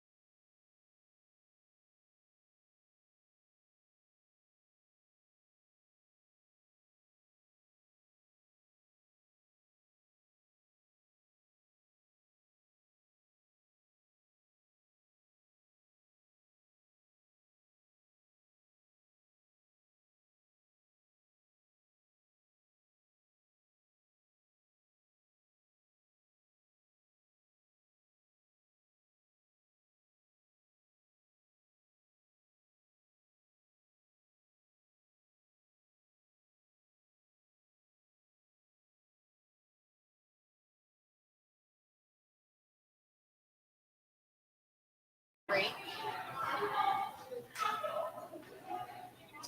Hi, everybody. Welcome back to Bryant University's Giving Day. Tim Lynch, I'm with our, I want to say new, but kind of new, Yeah. field hockey coach, Jillian Copeland. How's everything going so far? Yeah, it's been a great transition to being a Bulldog here. I think we were surrounded by a lot of great people in our department. Very welcoming group to come into last year. Solid returning group this year. So it's been a great transition here, and really enjoying the time I've had so far. And it's tough. You were hired during preseason last year, so it's kind of, hey, practice starts tomorrow. Here's your whistle. Go get them. And from not knowing anybody's name to where the team is, how do you feel about the progress so far? Yeah, I think we've made great progress, and you're absolutely correct. Day one, I was asking my assistant people's names and calling them by their number during drills. So I think that, once we kind of got through that, the progress of the team has really been phenomenal. I think we're stringing together passing patterns that we could not do this year at this time, last year at this time. So to see the progress we've made this year has been pretty remarkable. I do think that we've been doing some practices at Brown and PC, so we're really performing at a higher pace, which the AstroTurf allows us to do. Was today rookie day, or I saw some of your athletes in costume on my way in? Yes, today is our Halloween practice. So we did have quite a few interesting characters, I will say, at practice with us this morning. So that's kind of funny. My son is a hockey player, and I had to do that this weekend. All the rookies have to go dressed up. I kind of figured that was kind of I saw a shark, and I couldn't tell. We had a unicorn. We had a couple of boxers. That was very interesting. A few grandmas. It's nice that they have fun. Yes, we try to make it fun. That's the thing. In terms of your team's growth and where you guys are at, and your 2 or 3 year plan in terms of recruiting, how's everything going set up so far? Because last year, I'm not going to say a lost year in recruiting, but you start right before the season starts, you're like, where's my list? Yes, I think that, certainly we were able to bring in a few late additions to this year's freshman class last year. And looking into next year, we're, had the ability to form some relationships pretty quick with a couple of previously identified student athletes, and then adding a couple for some international flair, as I like to call it. I do think that we have a lot of great opportunity in the area to bring in some good talent, but sometimes the experience of the internationals is helpful for us. Right. Usually stronger program developing, or I don't know much about European field hockey in terms of, are they better rounded players coming in? Well, they just tend to start a little bit earlier. So they're a little bit more experienced, a little bit more confident, and I do think that we are growing, as you mentioned. We're definitely in a growth phase right now, and one of our philosophies for the year has been progress, not perfection. So as long as we're better than we were the previous week, that is definitely part of it. But I do think that with that progress, our confidence is starting to grow a little bit. So bringing in some athletes that have some pretty heavy experience is going to help build the confidence of those around them. Anything else new in the program you've been announced for us? Yeah, we got big exciting news coming for next year as we get a brand new AstroTurf field on campus. First time ever. We're very excited about it. Like I mentioned, we've been going off site for both practices and games, and with the shift to the America East Conference, we have a lot of very competitive opponents that are all playing on AstroTurf. So I do think that's definitely going to upgrade our game, upgrade the recruits that we can bring to campus, and certainly get us a bit more competitive in the Northeast. So which is tough. And one of the things, obviously, with the new turf field, you needed to help pay for it. So how does that intertwine with Giving Day, and what's best for your program? Definitely. I think Giving Day last year, we had so much involvement. Everybody did a really great job. I know that our athletes directly were impacted, not only from a field hockey perspective, but also with the counseling position, the nutritionist that came. Our athletes are definitely using those resources on a daily basis, but certainly Bryant Giving Day will help fundraise for that new pitch that we're hoping to get, and looking forward to having next year. Now, in your time in college athletics, it's the 50-year anniversary of Title IX. How have you seen things change in your career when you started as a player to now? Yeah, I think it's great to see the number of females in general that are involved in athletics. I think for me, a big piece of being a coach is being able to grow the whole student and the whole student athlete. So being able to have females in leadership roles within the athletic department certainly is something that I think I've seen a lot of changes since I was a student athlete. And when I played, things are a lot different now than they are today. So it's just as somebody that's been involved in college athletics since 1990. For me, I'm old. So to Same. see things how they change and progress, it's nice to see everybody on the same playing field in Yes. terms of hey, you're gonna have a chance to, as opposed to maybe years ago it wasn't quite the same. Yes. And with that, we do have the Athletics Power Hour coming up right around 12 o'clock. So we're right around this.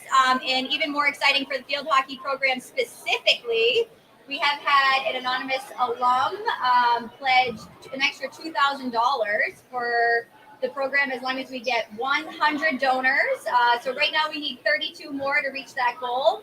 Again, size is of no matter to us, but we are looking for the involvement number of 100. So on our way there, but I appreciate your time, Coach, and hopefully we get to that number sooner rather than later, so there's no stress about it, and we get everybody taken care of. But best of luck with the rest of the year in the recruiting. Thank you. Go Dogs. Great. Great. Thanks. There's so much energy. I love it. Yeah, girl, get it. Yeah. 32. Let's go.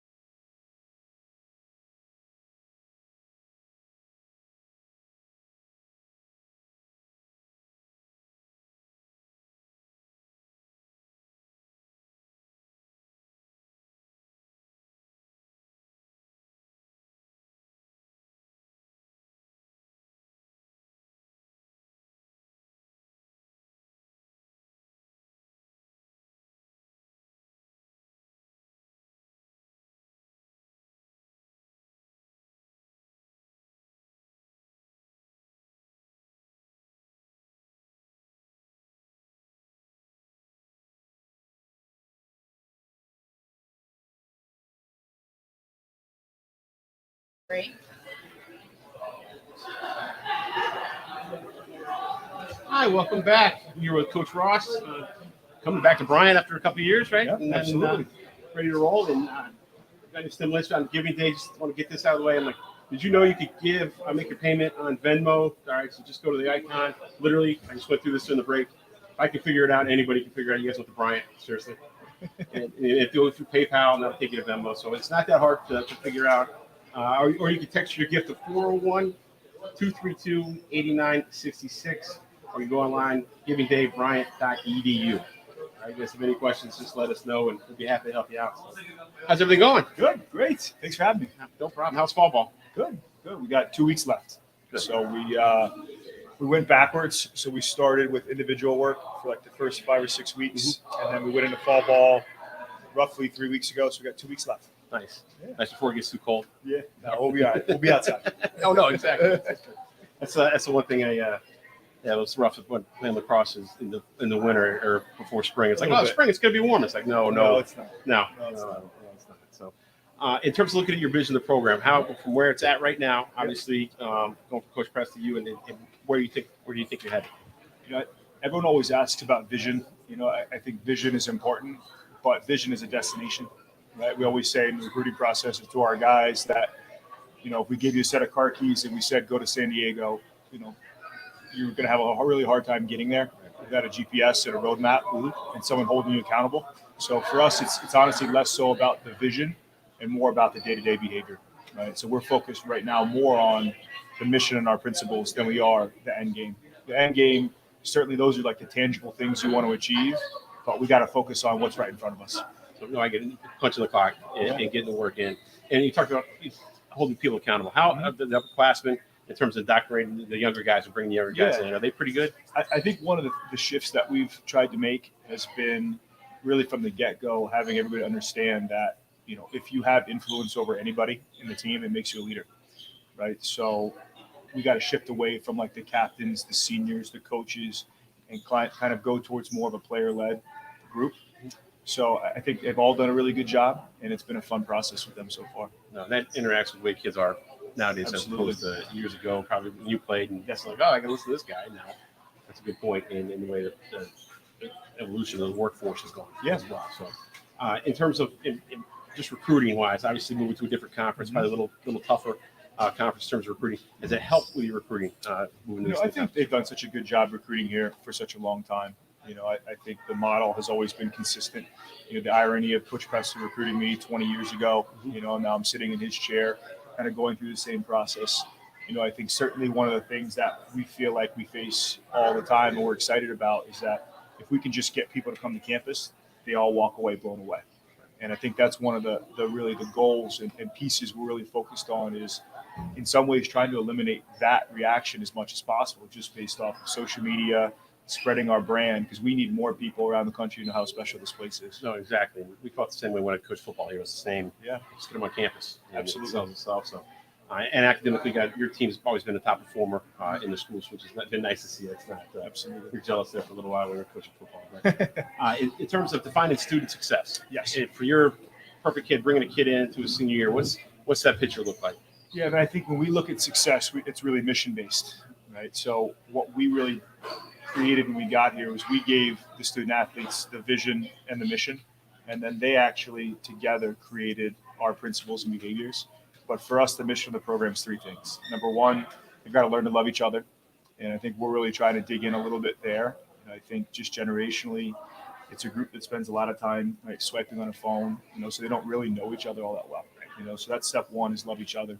Step two is love the process. Like one of the words that we outlaw here is we don't ever use the word grind, right? Because for us, lifting weights with your friends, playing lacrosse is not a grind, right? It should be fun. Yeah.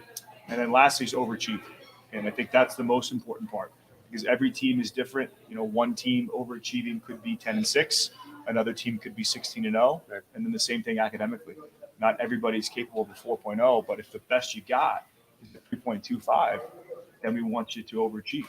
So I think if we can get to a point where we feel like the guys that are graduating have overachieved on the field and off the field, then it's been a successful run for them. And that's huge. That's a great way to look at it. That's a little bit a different aspect. Again, Absolutely. I like some of the stuff you're bringing to I said organization, but campus and the product that you're going to put out, and the product of kids that you're going to put into the workforce. Right. Obviously, lacrosse is pretty important here, and it's been staple since I've been around. And for them to be pretty good, it's one of those teams. When you look at a campus, one of the teams that has to win, which I always liked. It was just one of those things. I thought Coach Preston did a great job of, if not necessarily enforcing that, but these are expectations. You're going to be held accountable. Certainly. This is what we're going to do about it. What's Certainly. your philosophy on it? So what we've really decided to do is, as I said, we gave them the vision and the mission, and that we actually changed was I sent out a Google form to the team and said, what are the 4 principles you want this program to be about? Right. And so we got all these different submissions, and then I categorized them, and it came out to 4 things: love, toughness, character, and grit. Okay. So what we did then was we split the team up into 6 groups, and they came away with definitions for each of those. And then once we had the definitions for each of those, then we actually attached like tangible behaviors to those. So when we look at like living our lives day to day, that's what we're focused on. Right? We're focused on loving each other. Right? When we talk about being gritty, it's a little bit definition that most people think about. It's a long-term perseverance towards our goals. Certainly toughness being doing what's in the best interest of the team and the program. And then I think the last part, is that love piece. And that's where we're trying to get them to shift a little bit away from kind of a juvenile love, right, to one where there's a certainly huge part of holding each other accountable if you love people.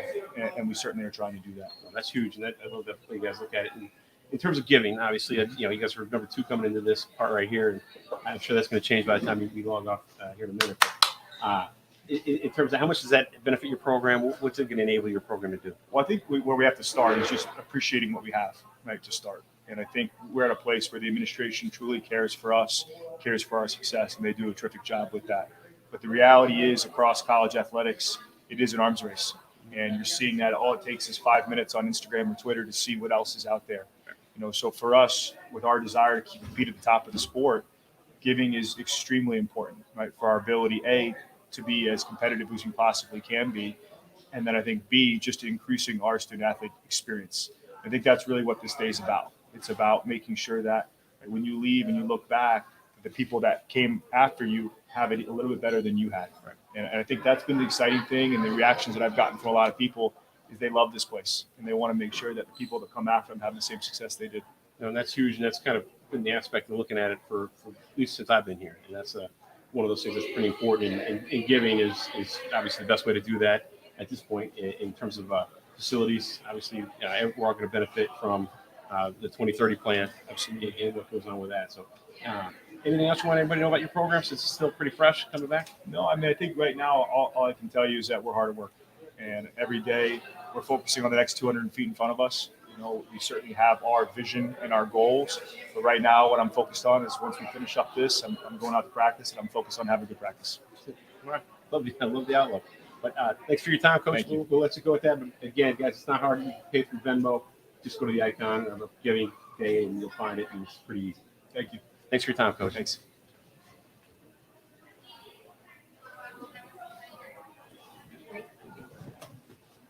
Sweet. Thank you.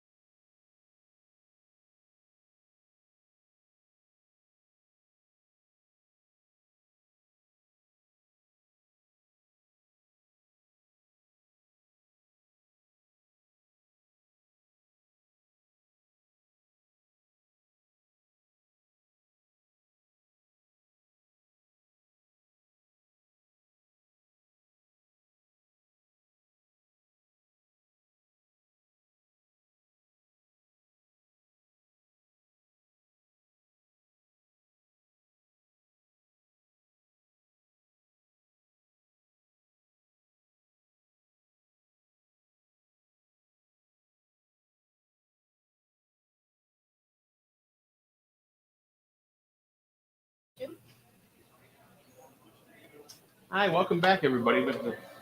Back to Giving Day, and obviously we've already gone over how to pay for that. So if you need your support, very honored to have Britt King here, the Associate Athletic Director in her new role. I wonder if you could just give us a quick up down on your background and how excited you are to be in your new role. Well, I've actually been here at Bryant for 8 years, Mhm. and I served as the associate head women's basketball coach. And now in my new role, I'm the assistant athletic director for diversity and inclusion. So I'm really excited about this opportunity to work with the entire student athlete body. Um, and it's something different every day, but I'm really enjoying my new role. So it's tough, and compared to coaching every day, right? And the schedule that obviously you're used to doing that.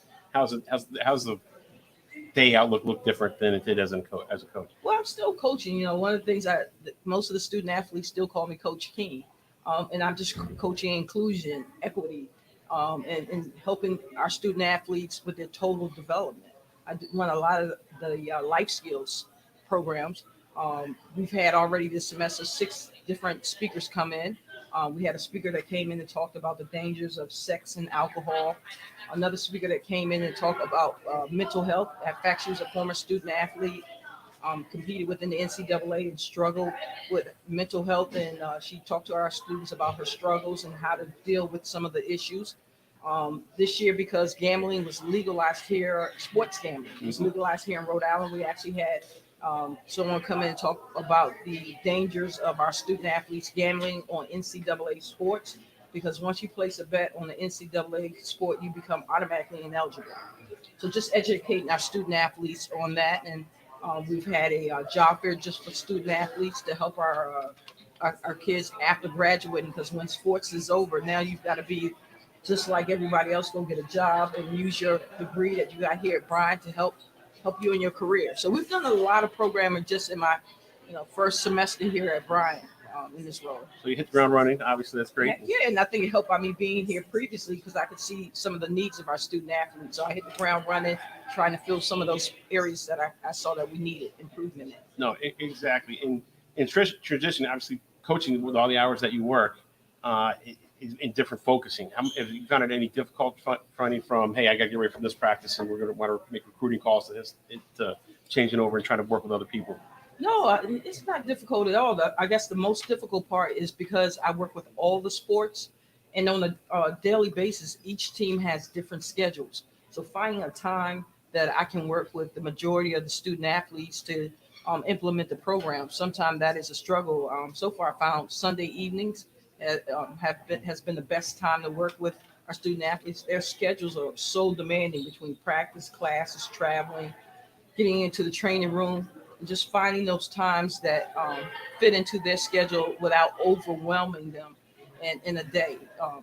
Now that could be a struggle. That's tough. In season, out season, the different demands they have. So, in terms of giving, obviously, the school's got a lot of stuff going on. The university has a lot of different things going on. How important is it to you for getting gifts, to help grow your programs and the different agendas that you're trying to accomplish at the same time? Well, it's very important. I mean, anybody that's been a student athlete understands a lot of the things they need once they get off the field or the court, whether it be that learning part, helping develop and learning about some areas that aren't necessarily sports related. For example, when I had the young lady come in talking about mental health, I would like someone to come in and talk about suicide prevention, how to spot it, how people that are struggling with it, how they can overcome it as well as get help.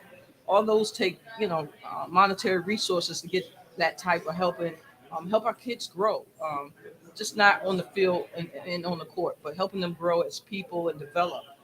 It's crucial to, fulfilling my role here and helping them grow. You need the resources to get it done. Exactly. Unfortunately, a lot of stuff isn't free. So any donation anyone gives, will help me and help in my program to develop it. So if you want to give a donation to the general fund and put in the notes DEI, that will come to us and we can, help us get more speakers and develop other programming to help our overall student athletes. We have over 700 student athletes, and it can help us build those programs, and especially the underrepresented student athletes. This campus is, even though it's becoming more diverse, helping our underrepresented kids get the resources they need to help improve their on-court abilities as well as off the court. I think is very important. So you can give, don't hesitate. Anytime you want to give, we will clearly accept it. So if you want to give to the general fund and put in the notes, your market for DEI, I would really be appreciated, as well as our student athletes. They would love it. Thank you. I can't top that. Thank you so much for your time, Coach. I appreciate. I can't Don't do any better. hesitate. Write that check out right now. We also take credit cards. Thanks. Thank you, Coach. I'll talk to you soon. Anytime. That's a close.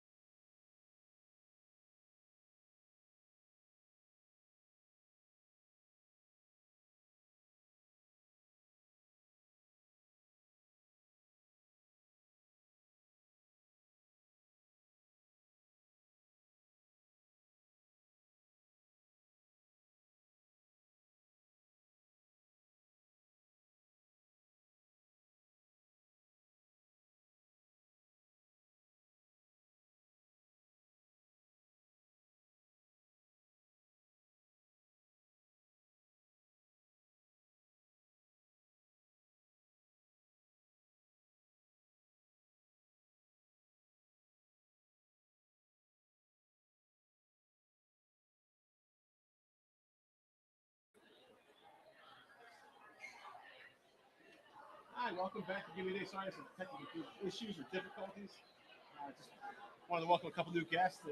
Make sure you give throughout the day. Athletic Power Hour is starting to wind down, so we're a little bit off on time, but we'll catch up pretty easily. We got Emma, who's on the volleyball team, and Jake, who's a swimmer. Both you guys are seniors? Correct. Nice. How's the year going out so far? Everything's going pretty well. The volleyball team's 4-2 in conference. We have a couple conference games left, but we're doing well, trudging forwards. Nice. Nice. So what about you guys?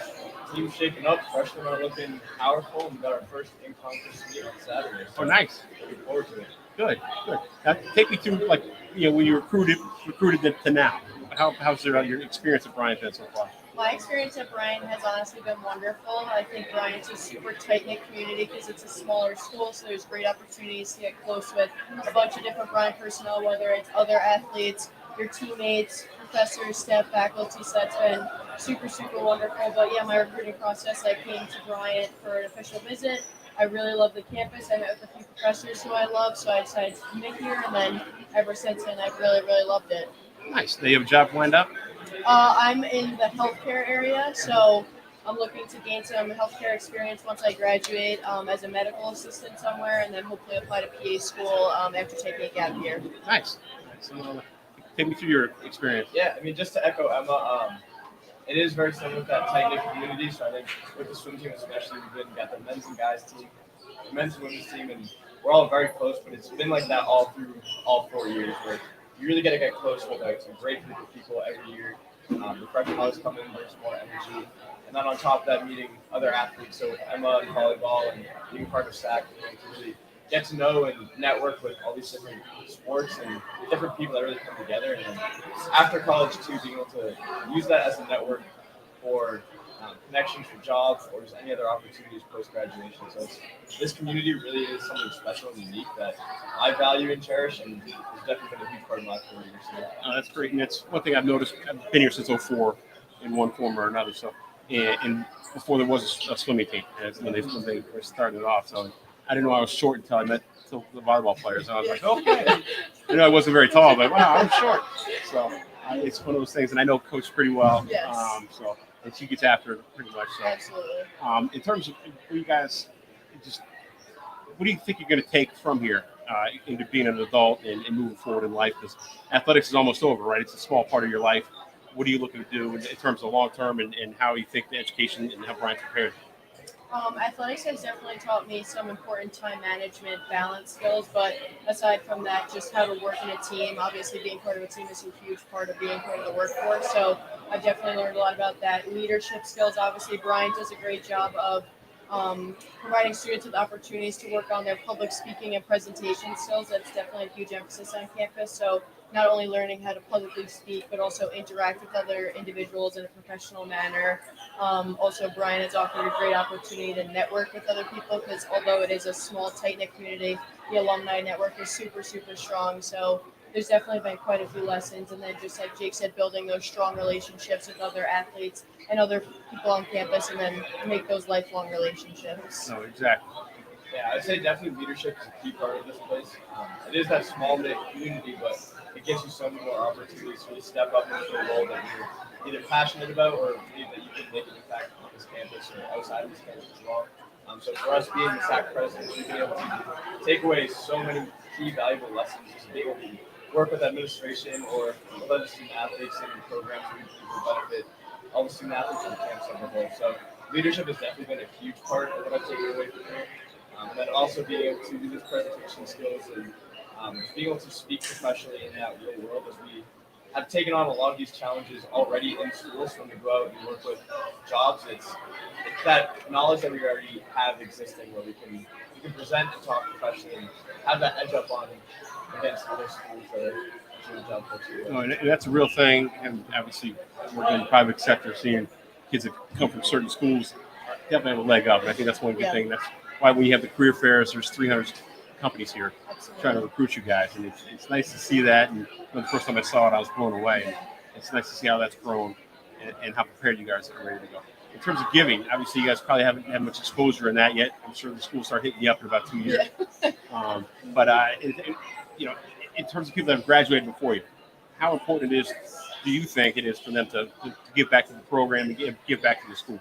I definitely think it's super important. Obviously, Brian has probably had a huge impact on them both personally and professionally. So I think having that opportunity to give back not only to Brian as a whole, but to their former teammates is a huge thing. I think it's also super important that they maintain those relationships with former teammates. So for current people, but also alumni, maintaining those strong relationships, keeping up with each other, maintaining contact, things like that. So when it does come time to things like Giving Day, they do feel comfortable donating, obviously, because they still know who's there, what their connection is, and stuff like that. But definitely just to support the programs that kind of built them up to the individual they are today, I think is hugely important. Agreed. Yeah, I mean, from my 4 years here, this campus has been changing from the moment we stepped on. So now we have different looks at Fisher and the new complications that are coming in. I think it's about that Bryant pride that once you graduate, you still want to see the school move forward and kind of keep getting better. So as we see people graduating, it's still that idea and hope that they are going to be giving back, just that we see the new generation of students coming in, getting that even better experience and making Bryant that even better name that goes out to the world. It's the job piece that keeps making us look even better and better as we keep going. So it is great seeing that the alumni are giving back to their teams or to their networks, their friends, but as a school as a whole, it's really great seeing this campus really kind of develop and become nationally known. Nice. Yeah, I agree with you. It's one of those things. Old players, with homecoming, they would come by and see me and talk and be like, "Hey, why is this happening? Or why is this happening? Or what's going on here and there?" Compared to a lot of other schools, alumnus care a lot more here than they do in some other places, and I think that's because of the way not only you guys were brought up, but the way you guys were taught and treated while you were here. How do you think that's going to affect you going on? I think I'll definitely, obviously, want to return to Bryant's campus and obviously give back not only in athletics but also in the academic programs that have helped shape me to who I am. So obviously, like the School of Health and Behavioral Sciences, that's a new program that's really on the rise. So giving back to a program like that's really helped to shape me into the student and individual I am today. So not only giving back to athletics but also those academic programs and campus involvements that have helped me, like SAC too. Obviously giving back to them too and giving other students an opportunity to learn as much as I have and get those same valuable lessons that I received. Yeah, and coming through these programs, like you've seen it firsthand how we've been able to take away lessons from it. So things like the Archway Fund that they've started on here, I'm personally able to benefit from it, just being able to tap into that network. So naturally, as I go forward and I graduate, it's something that I want to end up giving back to and helping support those kids because I know what they're going through and they will be going through. So it's a good way to stay connected to the school and be able to kind of pay your dues as what I've been able to benefit from it. So, You guys figure out who wants to do the live read? I'll read it. Yeah. All right. All right, shout out to encourage participation in Power Hour Challenge. We have an all-day challenge for a group of anonymous supporters that will be contributing an additional $2,000 on the men's and women's team. Shout out men's, women's swimming, diving. When their funds reach a combined total of 175 donors, so please donate so we can get that extra money. It is extremely grateful for all the support. Thanks for your time, guys. Thank you. Thank you. Appreciate it. Great, that was great. You guys are very comfortable in front of me.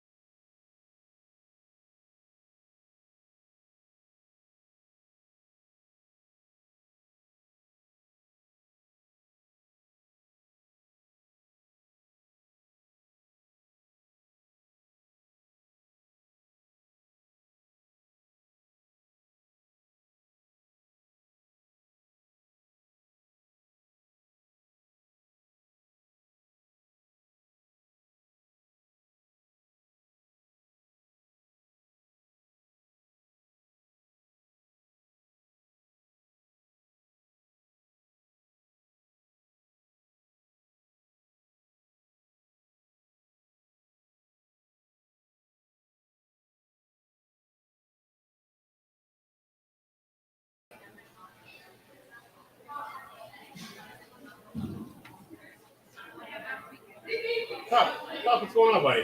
You want to come over for a minute? How you doing? Anything new and exciting, buddy? How's the day? Stop raining. You have to go outside and play? So, what's going on with you? Anything new and exciting? Just same old? Couple questions I got to ask. What do you think of the new blow up outside? Looks like your mom. I love that. Now, what else you got going on? Did you been a good boy lately? Or what's going on with you? Staying out of trouble? You didn't get in the professor's yard again, did you? No, stay away from his daughter. All right, that's a good boy. Another thing, I want to know, what is your favorite spot on campus? Where do you like to go? Where do you like to hang out? You like to go to the dog pound, watch basketball? 2 great teams last year. Both teams made nice runs. Looking forward to that, doing that again. Do you get to spend a lot of time there? It's good. And the other question I wanted to ask is, did you make your gift yet today? For the black and gold, or did you make your gift just to give me fun jump? No? Nice. Nice. I haven't made my gift yet. I'm going to work on it. The other thing I wanted to know, any thoughts or anything else going on that you want to let us know?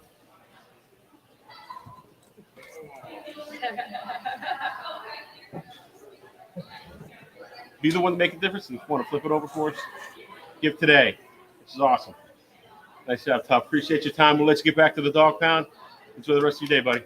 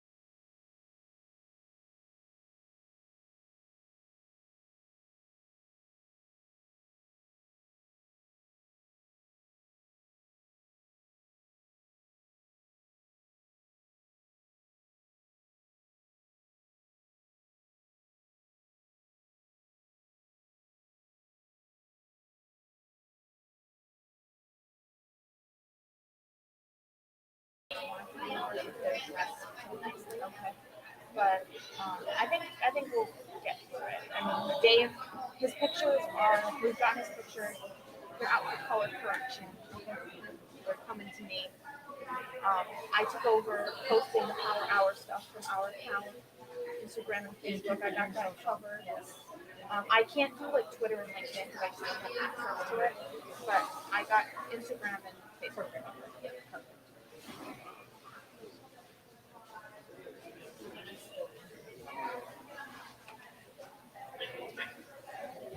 So we're ready here.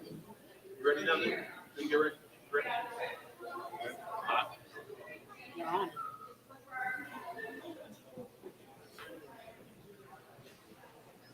Next up, the Bryant University cheerleaders and dance team.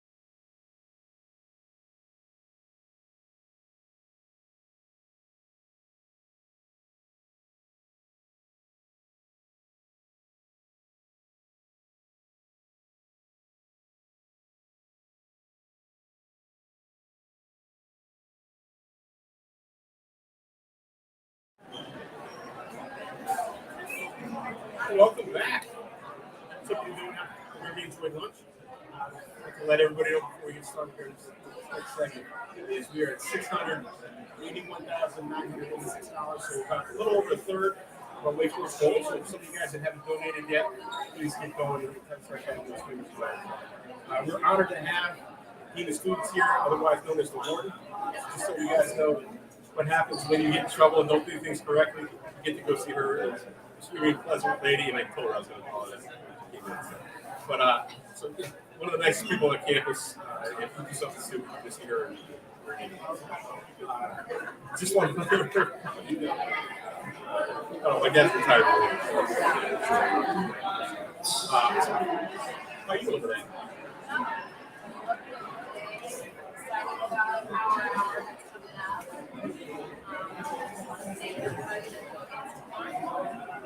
It's kind of the nice thing that we had and the students so far. Pretty excited. They understand that alumni donate really benefits them.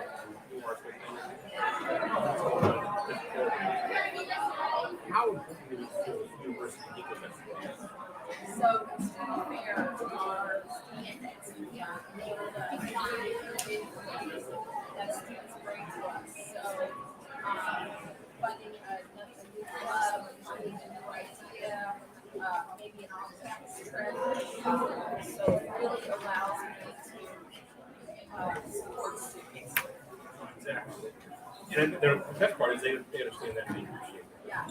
Students on, they were very forthright coming to the game. It's great. Different kind of clubs you guys have. What percentage of students are either in a sport or in a club or anything else?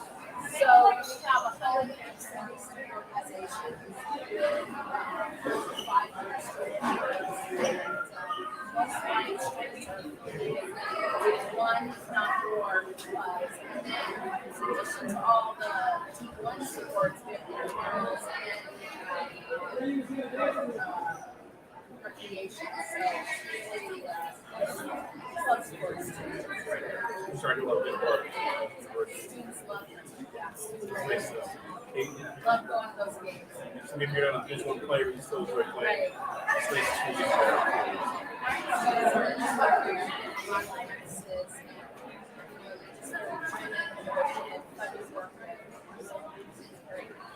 Back in terms of one, the clubs that you have, it really feels inclusive, especially with the Pride Center coming along. So, is there anything you talked to Jeff about how much doing extra besides just classwork, doing a club or a different activity? Your innovation in the system. Yeah, we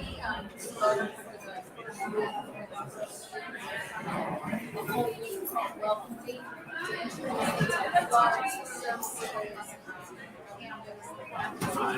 so that they know all the classes and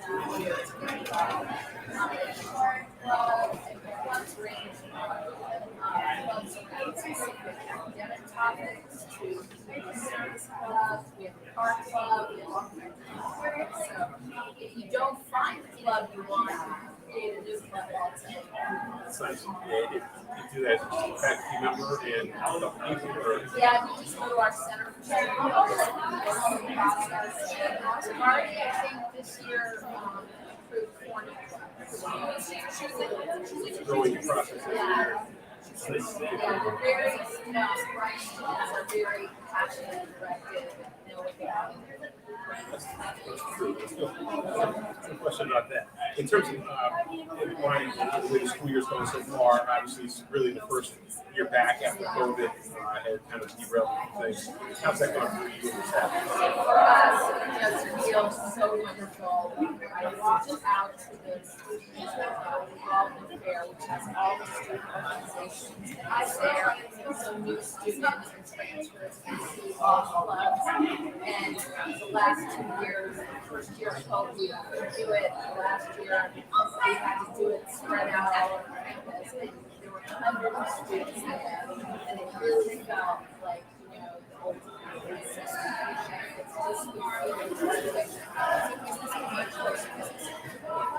in the involvement with student support of the sports teams here. I think it's better than a lot of other schools that have noticed it. Like Sons of Casa went to one of their games and none of the students were there. So it's yeah, it's broadcasted here for football. See the students come to games, not just leave at halftime. Is there anything you guys have done for that, or just the kids kind of pick up the spots? A lot of advertising. I just think the students are so happy to interact with each other. The first football game, I didn't know how it was going to go. You know, we had students in the stands for a long time. They were packed with students and gave everybody such a good feel outside. That's nice. Really awesome. Yeah, that's nice. That's a good night. That's probably the biggest crowd I've seen at Bryant. We have about 5,000 people there. Oh, it's cool. That was great. Nice to see. In terms of different involvement in terms of trying to advertise to kids, if they have questions, is it just easy to come by and talk and say, hey, I'd like to do this? Yeah, we have a whole student engagement staff, and then we have lots of student leaders that can also check you in. And then we have a student involvement committee that helps the students and students and myself on that. So there's lots of things that we can touch base with on that. Want to see what is doing the shout for us today? Yes, I just want to shout out for the Student Affairs Enhancement Fund. That's the fund that we gave to promote new ideas and support students on campus, and it's just a wonderful thing. On Friday, we're doing the ribbon cutting for the new fishing patio, which is a student administration joint effort. The student activities, we need donor money and money from the university. So I just want to thank everybody that supports us. And we have a challenge. If we get 126 donations to the student affairs, then we have a challenge of 20,000. So I hope we make it. I think that's a long way to go. And yeah, it's pretty, like we talked about earlier, it's pretty easy to donate. Just go to the icon and click in there and find the organizations you want to donate to, and you just click on that. Hit the pay slip, your Venmo, and there's a whole list of ways to donate. So please feel free to send those off. Any closing comments? Just want to say, hey, bull bye. Thanks, guys. Appreciate your time. Enjoy the rest of your day. That's my last segment for the day. Thank you, Brian. I appreciate you guys giving me the opportunity to come out. Thanks, Tim.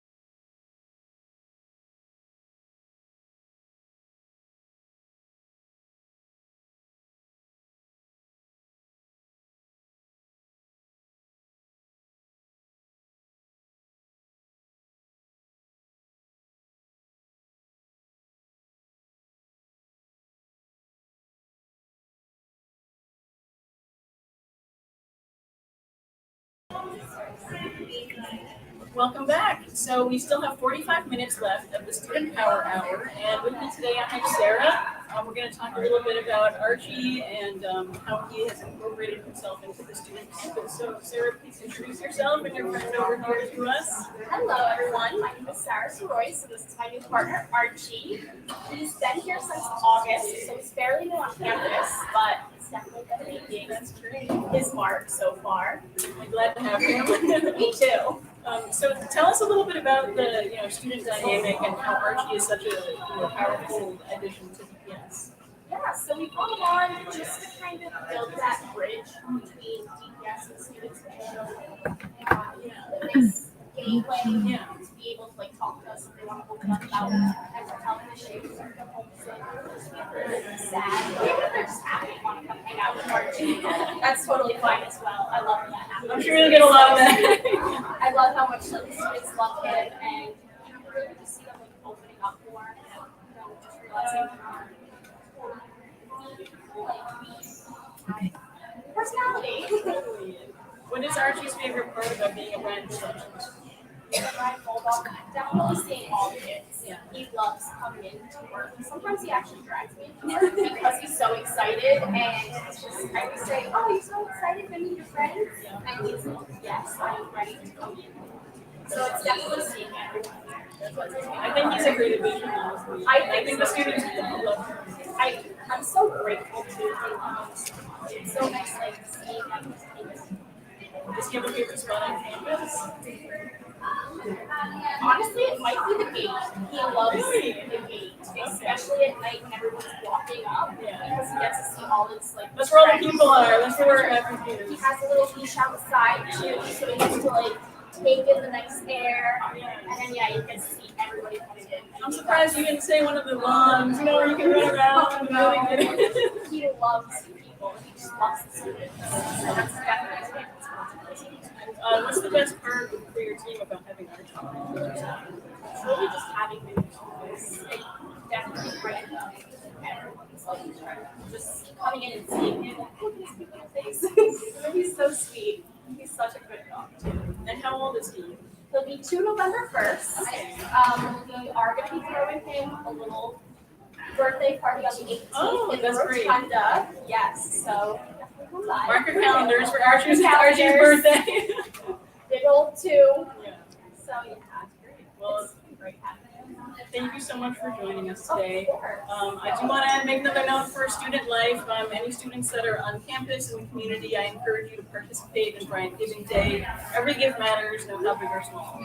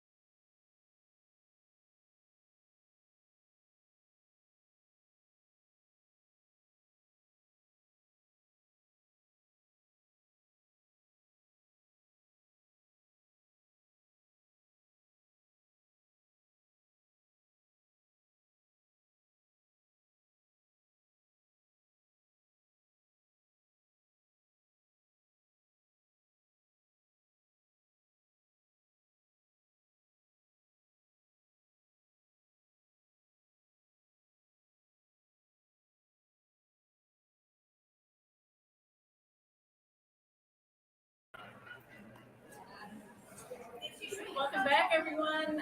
With me today, I have Catherine Harris. Thank you so much for being here today. Absolutely. How are you? How are you enjoying Bryant Giving Day? So tell us, what's your favorite thing about attending Bryant? Definitely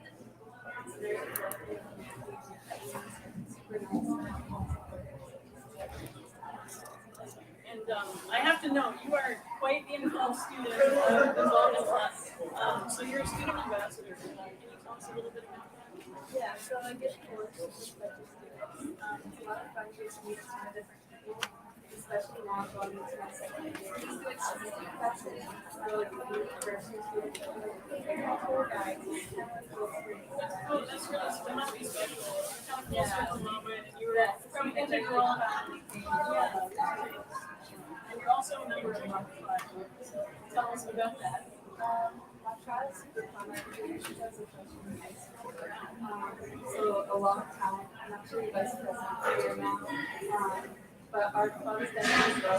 I'm about twice the size we were last year. And we actually just switched with this last weekend. It's the first time I've ever done last year. It was super successful. Adding to the list of your many involvements, you're also the vice president of the SU. Can you tell us a little bit about that as well? Yeah, so in that position, I do a lot of like odds and ends stuff. My biggest responsibility is trying to oversee. So we think about that happening. Oh my God, we do a lot. It's just nice to be able to be a leader and always be Wait, who's this? Always like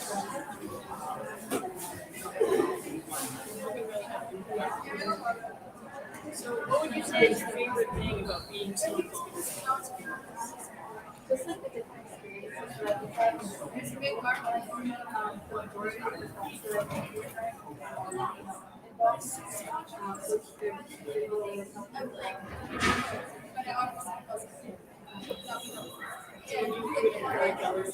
Everyone get involved. Oh yeah, I was involved in this past summer. And it was like the biggest system. So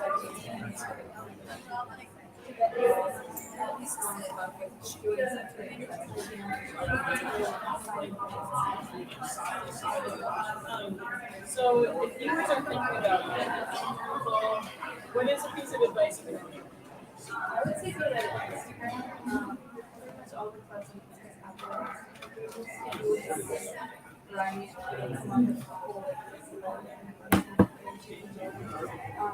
especially if you're looking to see some Really just search through. yeah, or when the involvement there is happening. Thanks so much. I just want to give a shout out to the Student Life Power Hour. We have 30 minutes left, and I'm going to hand it over to Catherine to talk about our all-day challenge. So the all-day challenge will trustee Sharon's along with the founders donor, those donors can donate $20,000 to the Student Life Cancer Fund, and 126 donors made gifts in support of any of the students. Well, thank you again, Catherine, for being here today. Enjoy the rest of the day. Great.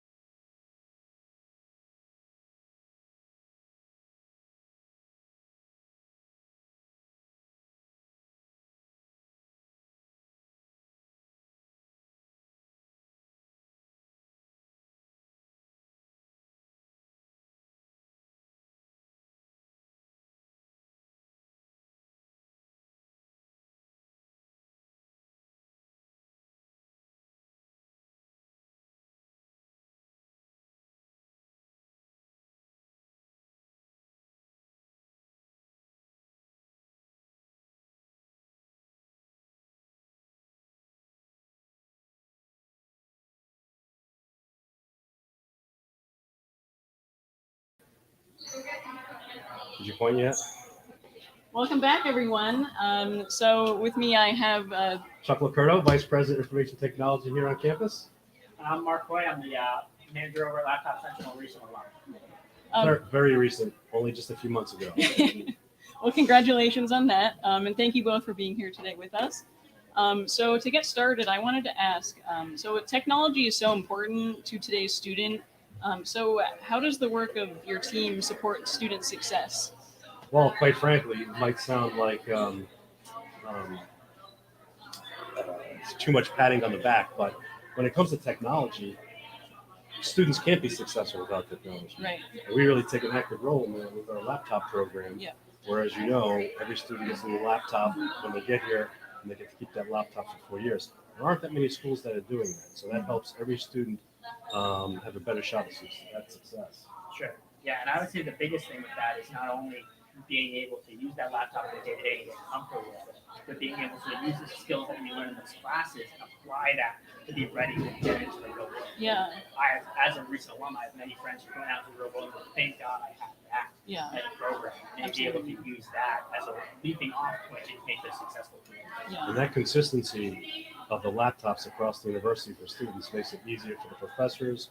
All the software is loaded, so they're ready to rock and roll when they get here with those laptops. That's great. And Mark, so as a recent grad, can you tell us, you know, any specifics on how having that laptop really helped you? And yeah, sure. Well, I mean, Chuck kind of suggested quickly there, but like having that laptop that has everything on it and ready to go for the professors makes a world of a difference. It's not, you don't spend half your time trying to figure out what needs to go where, and you can spend a lot more time diving into what you need to know and learn in a day-to-day class setting, which makes a world of a difference over the course of your time here. Right, that's great. So what role will technology play in Bryant's future? Well, if you think about our Vision 2030 vision, Yeah. And you look at the pillars that we have on the one pager, the very first pillar is an enhanced student experience with innovative facilities and technology.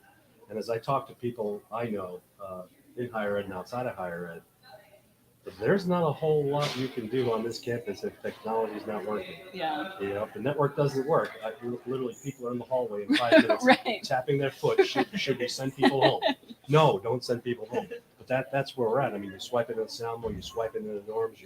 You're working on Canvas. You're doing everything you do is technology. So we're a critical part of it. But everything we do is to support the student experience. So whether it's academic or whether it's athletic or other student affairs, everything we do is sort of behind the scenes, helping those organizations do what they do. That's wonderful. So we do have all-day challenges going on today. So what particular designations would help out, you know, technology at Bryant or esports in particular? Yeah, I feel strongly that and that's one of the reasons why last minute we brought Mark in, because he's really a great voice for the students. But if I was asking for money, I'd ask for a few things. I'd ask for money for cyber protections. That's one place. Students really want and should have wireless outdoors. So with the new Fisher Center patio and the new food pickup station outside, they really need wireless out there, even right out here in the quad. There's no reason why they shouldn't be able to sit there and have wireless connectivity. Esports is big. You know, we have, I mean, this is really one of the reasons I brought Mark in is just a few years ago, we had like 6 students doing esports. You're up to 60 students in the club. Wow. It's unbelievable. Both genders are in that club, so this isn't a guy thing or a girl thing or whatever. In fact, this sport is probably one of the most inclusive sports you can possibly have, because you don't have to be big and strong, you don't have to be fast, you don't have to be any of that. You need to be smart, you need to have strategy, and that's what really goes on in esports. And we're NECC champs, right? Wow, that's incredible. Yeah, we're awesome. What are some of the schools we're beating? I mean, Some big names. UMass, we beat Tennessee last week, we beat Kentucky the week before that. So, and it's really comes down to the preparing them well. Yeah. And I'm the head coach of that program. Oh, cool. And being able to kind of sit in behind the shoulder and make them prepared for those games is really what makes all the difference. Kind of what you're saying. Like, you don't need to be the biggest, you don't need to be the strongest. It's all about teamwork, cooperation, communication, and getting prepared for weeks. Yeah, and the planning they go through and strategizing on these team events, is what they are, is really pretty interesting to watch. So we were able to pull off and get an esports room last year. Oh yeah. We went out and we bought 15 esports gaming chairs, but Wow. we only have 7 computers. So we need more computers. They're about $5,000 each, so send in the money. We'd like to feed it over to esports if possible. Yeah, awesome. Well, I want to thank you both, Chuck and Mark, for being here today. And for those of you watching, come right back and we'll be back up and running. Giving Day, guys. Thanks a lot. Appreciate it.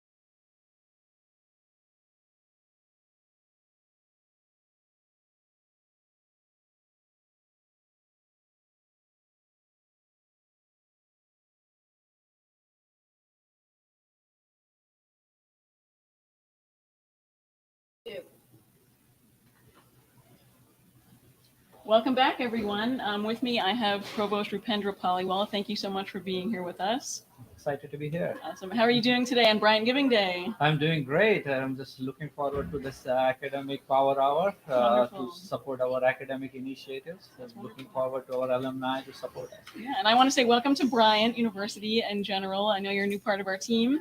What excites you the most about being a Bryant Bulldog? So I'm really excited to be at Bryant at this time of where Bryant Vision 2030 momentum is taking the university. Yeah.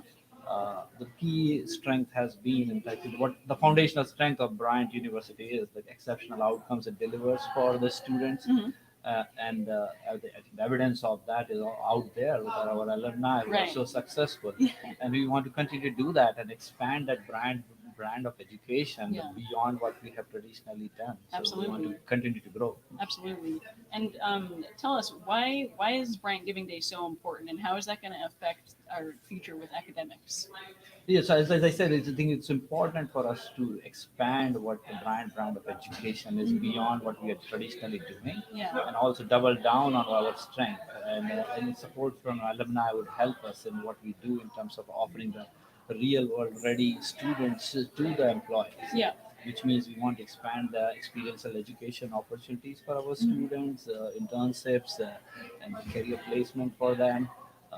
Global opportunities, we want to do that. We want to support our faculty so that they continue to do cutting edge work in their classrooms. So I think in this hour, we want to make sure that there is support for our Center for Teaching Excellence. I understand there is a special academic challenge going on for that. So I would definitely would like to give a shout out for our teaching center because that supports our faculty. We want to put in more resources for our faculty to do well, in, which they have been doing for a long time. So we want to do more of that. Yeah. So that our Yeah. students are well prepared for the market. Of course, of course. So tell me, what are the major priorities for the university right now to ensure student success? So we want to again continue to develop that global opportunities for students. Okay. So we are taking intentional effort in terms of increasing international opportunities for our students, Yeah. whether it is short-term opportunities for them to go abroad or for us to bring international students here because that also gives them exposure to international culture. Yeah. We want to develop more partnerships and collaborations for students, welcoming students from the partner university, also sending our students to the partners university. We want to double down on what we do really well with our IDEA program. Yeah. IDEA program is a unique and it is a huge differentiator for Bryant. It's very few universities do something like that at a scale where every freshman get an opportunity to engage in a design thinking approach right before they start of the semester, and then they can continue to build on that Yeah. for next 4 years of their education. So that is something we want to continue to support. Our honors program continues to grow and expand. Yeah. So there is a more need of the dollars there Yeah.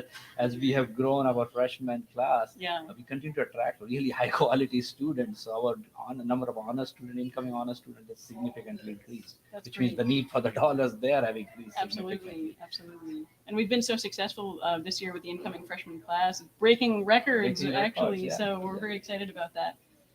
Is there any breaking news about Vision 2030 or the colleges and academic programs that you can share with us? So we have already announced several new undergraduate programs and the graduate programs. Starting this year, we are starting a bachelor's degree in entrepreneurship. We are starting a degree in healthcare analytics. We're starting an exercise science and movement science program at undergraduate level. But in addition to that, we're expanding Bryant's presence in the graduate education space. So beyond our MBA program, Yeah. we have announced degrees in business analytics, healthcare informatics, data science. We are also trying to expand our presence in online program offering. We are offering a master's in taxation online soon, and then we're also working on a degree master's in actuarial science. Yeah. We have a strong actuarial science program at undergraduate level. We want to Yeah. again expand it at a graduate level. But one of the most exciting thing, and it is exciting because it's available to all our students, is how we are redoing our general education curriculum. which will be launched from fall 23. Mhm. So not only it makes our general education requirement for all undergraduate students more flexible, which Yeah. gives them opportunity to pursue things beyond what their major is. But one of the key strengths of Bryant education is more interdisciplinary education.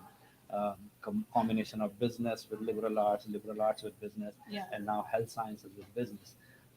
With this new Gen Ed, is built around UN Sustainable Development Goals. Mhm. The sustainability, the social impact is very important to our generation student, but also for our alumni out there. Right. So the whole Gen Ed will be built around the UN Sustainable Development Goals. Yeah. So our student can engage in what kind of social impact they can make beyond their professional success, Mhm. how they can contribute to the society. So that is a very exciting piece, and again, That's a very huge exciting. differentiator for Yeah, Brian. absolutely. So you were speaking about some of the new majors.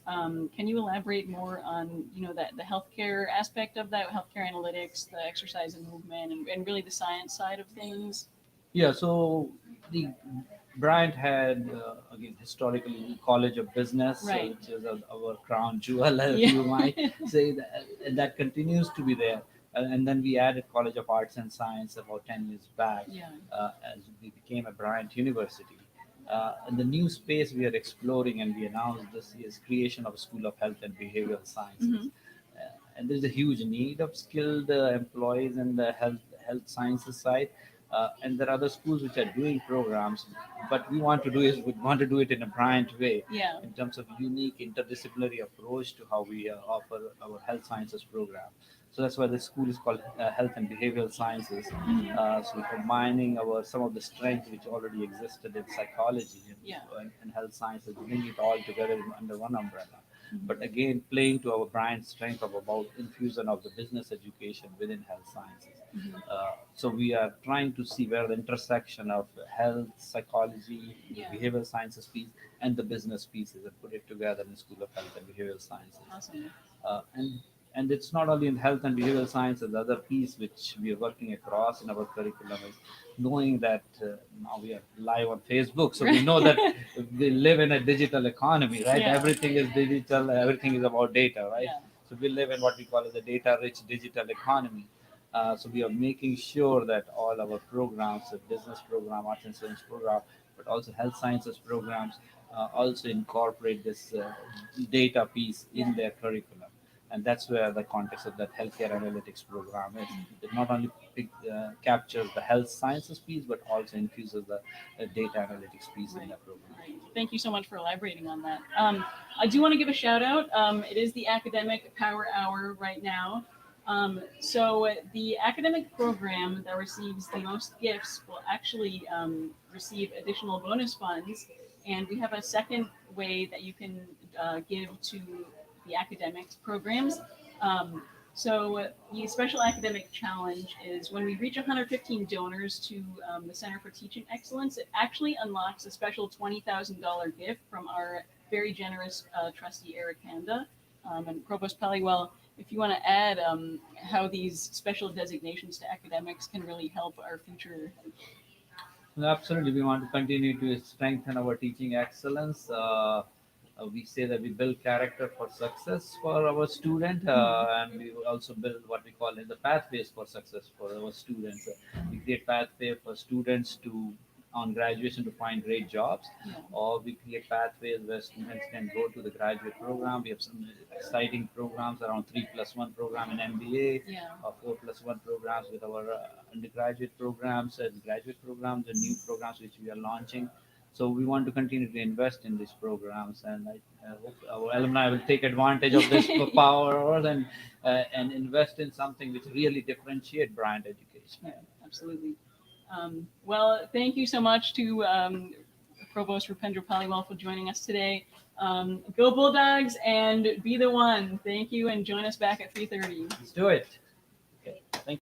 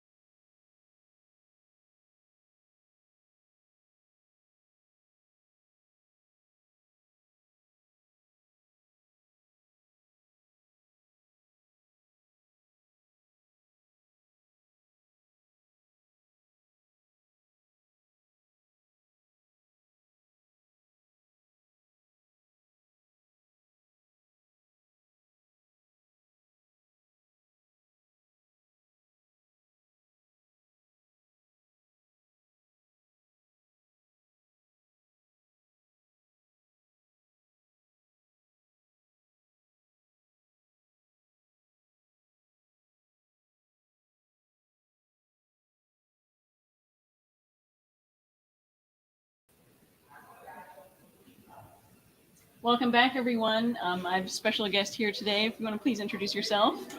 Hi, everybody. My name is Professor Joe Trunzo. I'm the Associate Director of the School of Health and Behavioral Sciences and Chair of the Department of Psychology.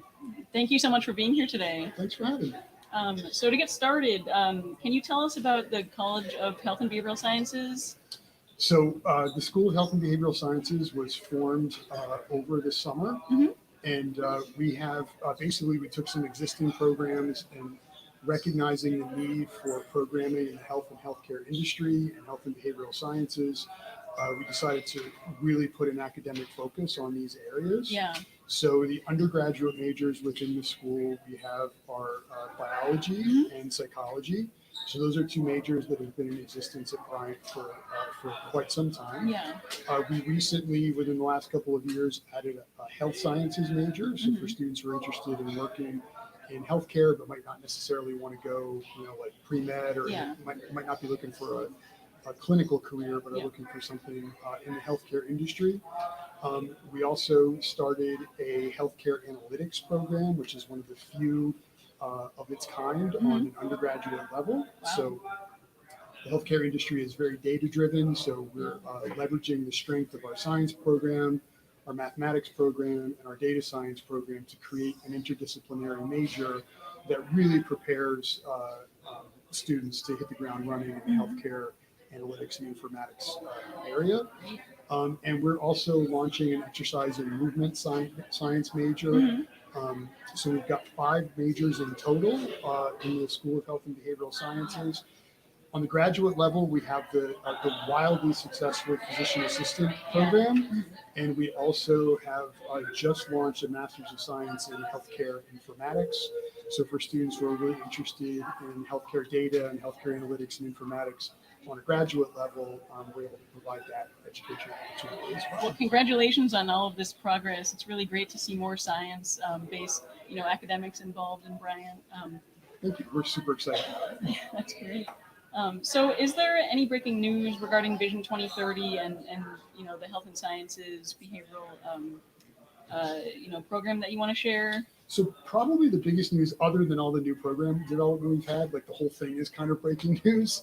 But along with the program development, we're also engaging in some aggressive infrastructure investment. So we're going to expand the teaching and research labs in the science area. We're going to double the footprint of the behavioral sciences research laboratories. Yeah.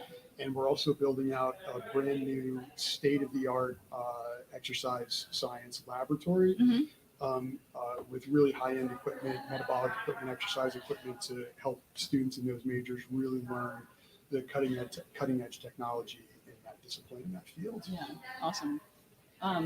So I do want to encourage alumni to really reflect on their student experience, reflect on your student experience. And I encourage you to participate in Bryant Giving Day to support, the up and coming health and behavioral sciences. I also want to give a shout out to encourage anyone to participate in our academic power hour. We're going strong until 4 o'clock. And I also want to make note of an all-day challenge. So we have a special challenge. When we reach 52 donors to the School of Health and Behavioral Sciences, we unlock a $50,000 gift from our generous trustee, Eric Handa, from the class of 97. And Joe, if you want to elaborate on how that designation is really special for the school. So being a new program, having resources available to us to help market, advertise, grow programs, a $50,000 gift is just, that can really alter the trajectory of the school. So reaching those 52 donors would be absolutely enormous in terms of what we're capable of doing to growing the program, supporting the students, supporting student research, supporting student travel to conferences to present their research, and aiding in some of those infrastructure costs. Trustee Handa has been incredibly generous and is a huge supporter of what we've been trying to do, and he sees the vision that we have, and we're very, very grateful for his support. Yeah, absolutely wonderful. Well, I want to thank you again for being here today, and everyone join back at 3:30 for the bottom line. And go Bulldogs, be the one. Thank you.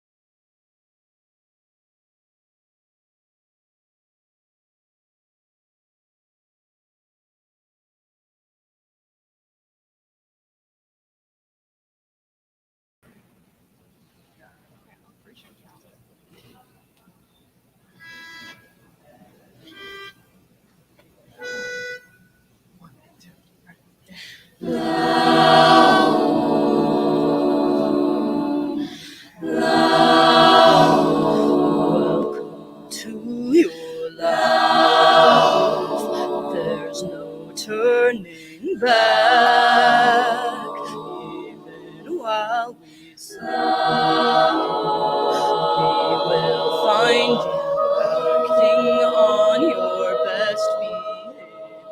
Turn your back on Mother Nature. Everybody wants to rule the world.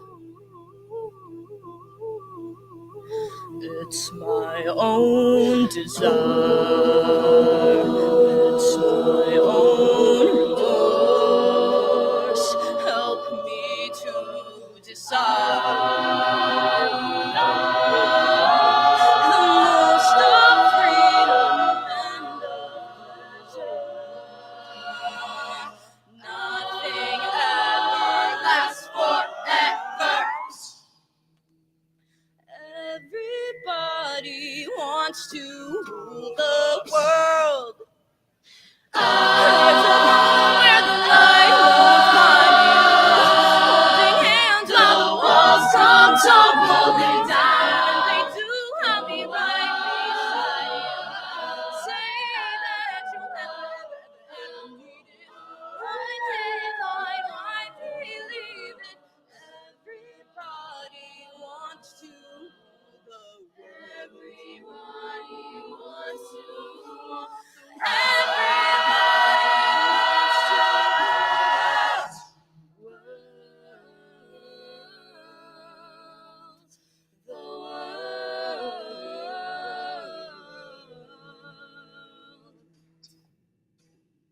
Waking spirits tonight, and I can't hear your voice. I got nothing to hide, 'cause you're the other boy, and I'm covering the sky. I'm having visions manifested on so I ride on the coast, and I got 3 more days. Want me in another state, but I'm sleeping with ghosts. And I swallow medication, you should know. You're the darkness in me. I want all the danger. Come on, keep me craving the sweet intoxication. That's all. I want entertainment. Come on, keep me craving the sweet intoxication. That's all. Giving in, feel the touch, let it all begin. When the fight starts, you're the darkness in me, presence of memories. When I'm a smoke, let it all begin. And I start to choke, you're the darkness in me, presence of yeah, you're the darkness, yeah, you're the darkness. You're the darkness in me, presence of you are the darkness in me, presence of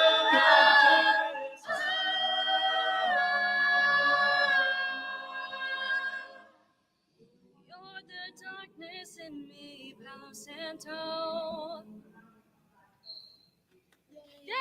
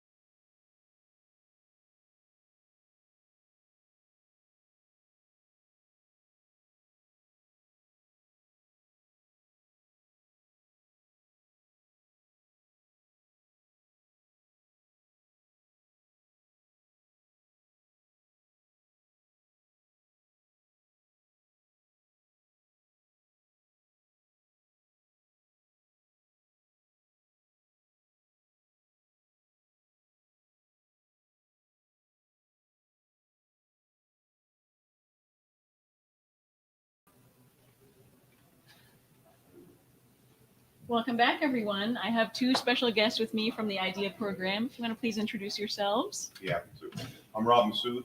I'm a lecturer in the management department, and I'm on the IDEA leadership team. I'm Allison Ryan. I'm a senior here, and I'm on the leadership team on the student end with Andrew Hinkley and Zach Zambrano. Awesome. So to get started, do you want to explain what the IDEA program is? Be happy to. So for 10 years, this is our 11th year, Bryant is doing something no other college in the country is doing. We're teaching our freshmen and first-year students, and those who might not have taken it before, about design thinking, which is a very, very popular and powerful tool used in businesses all over the country, all over the world for that matter. What we want to do is take them out of their regular classroom setting, learning their basic courses and so on, and give them a 3-day, 2-night intensive experience on how to do things such as solve problems, not by just giving answers, but by actually thinking through, having empathy with potential customers, thinking ideas with their friends, and so on, and really come up with solutions that are more than just a simple answer to the problem, but really dig deeply. And we also hope that through that, they learn some skills that can take them into internships, improve their classwork, and also potentially jobs. So it's really meant to be a chance to get them out of the regular day-to-day of classroom and do something that's going to really be applicable to their future. Awesome. And what makes IDEA programs so important? I think fundamentally, as a teacher, you often get the question, why are we learning this? What do I need this for? And so on. That question goes away. I can easily look every one of them in the eye and say, you're going to use this potentially the very first day you leave Bryant as a career, or even while you're still at Bryant. It's actually what goes on. I worked for many years in the business world, and I did design thinking out there on a regular basis. And when I came here and saw what IDEA did, I just jumped at the opportunity to be part of the team because I knew how important it is for them. Yeah.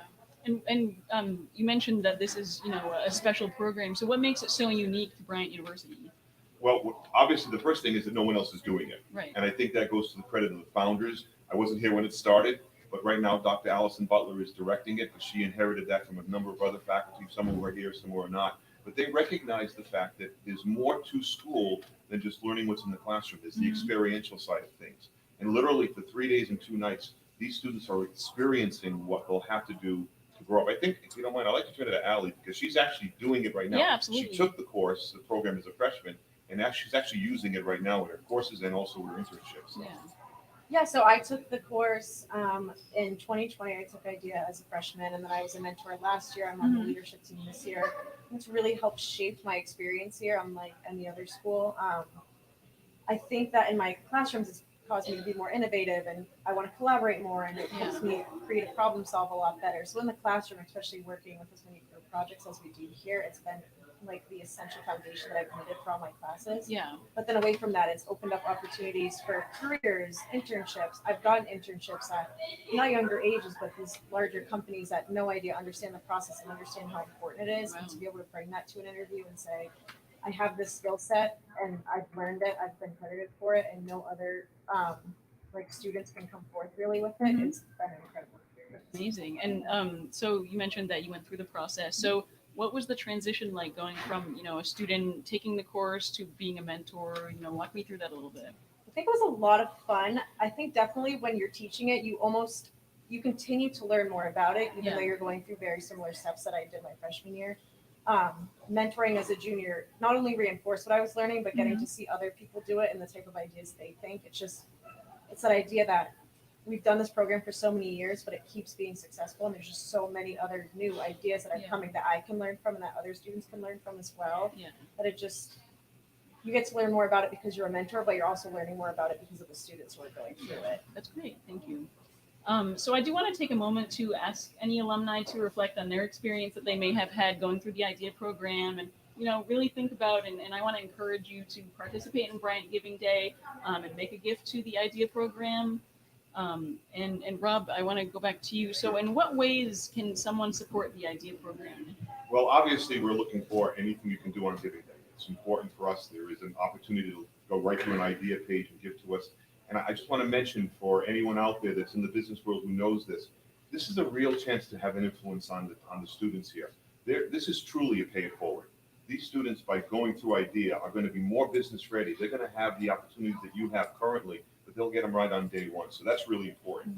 But in addition to money, we're always looking for help. So if you're an alumnus and you're interested in mentoring, we have an opportunity for you to do that, where you can actually come, work with our students yourselves, share your experiences, your knowledge, help them put their program together, their ideas together. It's an awesome experience. Whether you're an alumnus or not, we're also looking for people who are willing to have our students either visit your company or to allow them to ask you questions remotely so they can learn more about the problem. Again, the key to IDEA is not just solving the problem, it's solving the problem that people are thinking about and what people are going to feel about it. So it's more the empathetic side of problem solving as opposed to just a simple solution. And the last thing we also need are judges. That on the last day, we have the students do a presentation of their projects across the whole gamut. We're doing the MAC, I think, this year. It's a huge building. And basically, we want judges to come in and evaluate what the students' work do, give them feedback, give them value information, and make some connections. Because the other value that comes out of IDEA is every student now has an opportunity to meet someone from the business world or from the real world where they're going. So it's a lot of opportunities besides just the money, although we like the money. But definitely, there's a lot of ways to get involved besides that. So I do want to reiterate, if you can make a gift, volunteer, or become a judge for the IDEA program, that would be super helpful for them. If you want to donate, please visit givingday.bryant.edu. And lastly, I just want to thank you both, Allison and Rob, for joining us here today. Appreciate that. Thanks, everybody.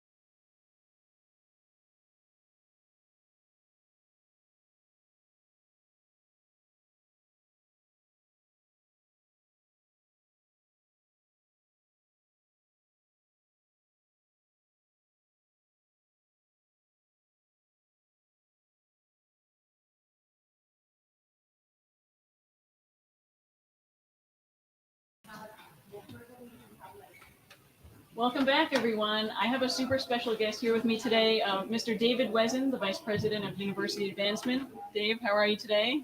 Doing great. It's been a great day to be a Bulldog. Absolutely. Thanks so much for being here with us today. Pleasure to be here. So I want to dive into our Giving Day challenges. So first off, can you tell us what a challenge is? Sure. So a challenge is set up by alumni or friends, parents of Bryant University who feel very passionate about a particular area. The Pushies and Greg Leiden have set up challenges for both dollars and participations that have been super successful. Yeah. Greg and Kathy Tormey came to campus for homecoming and were so inspired by Vision 2030 that they immediately stepped up and said, we want to give an incentive and challenge alumni, faculty, staff, friends, parents to step up and provide resources. And Joe and Kathy Pushies have done so for the last 3 or 4 years as co-chairs of the annual campaign. So they really set the stage for us on the leaderboard. And then there's been several friends and benefactors of Bryant who have stepped up. We had key support for men's and women's basketball. Ron and Katie Makeley stepped up and did a challenge for the black and gold, which I understand we met with over 1,500 gifts to the athletic fund, black and gold fund. We still need more help with men's basketball and women's basketball, as I understand. But the number one challenge that I'd love to highlight, talking to you tonight, is the Women of Bryant Challenge. Yeah, absolutely. We've had a super dedicated group of alumni, trustees who's put together a $100,000 scholarship challenge if 1,100 alumni participate. Yeah. And we're doing very well. But one of the things that Bryant thinks is important is a thriving female student population here.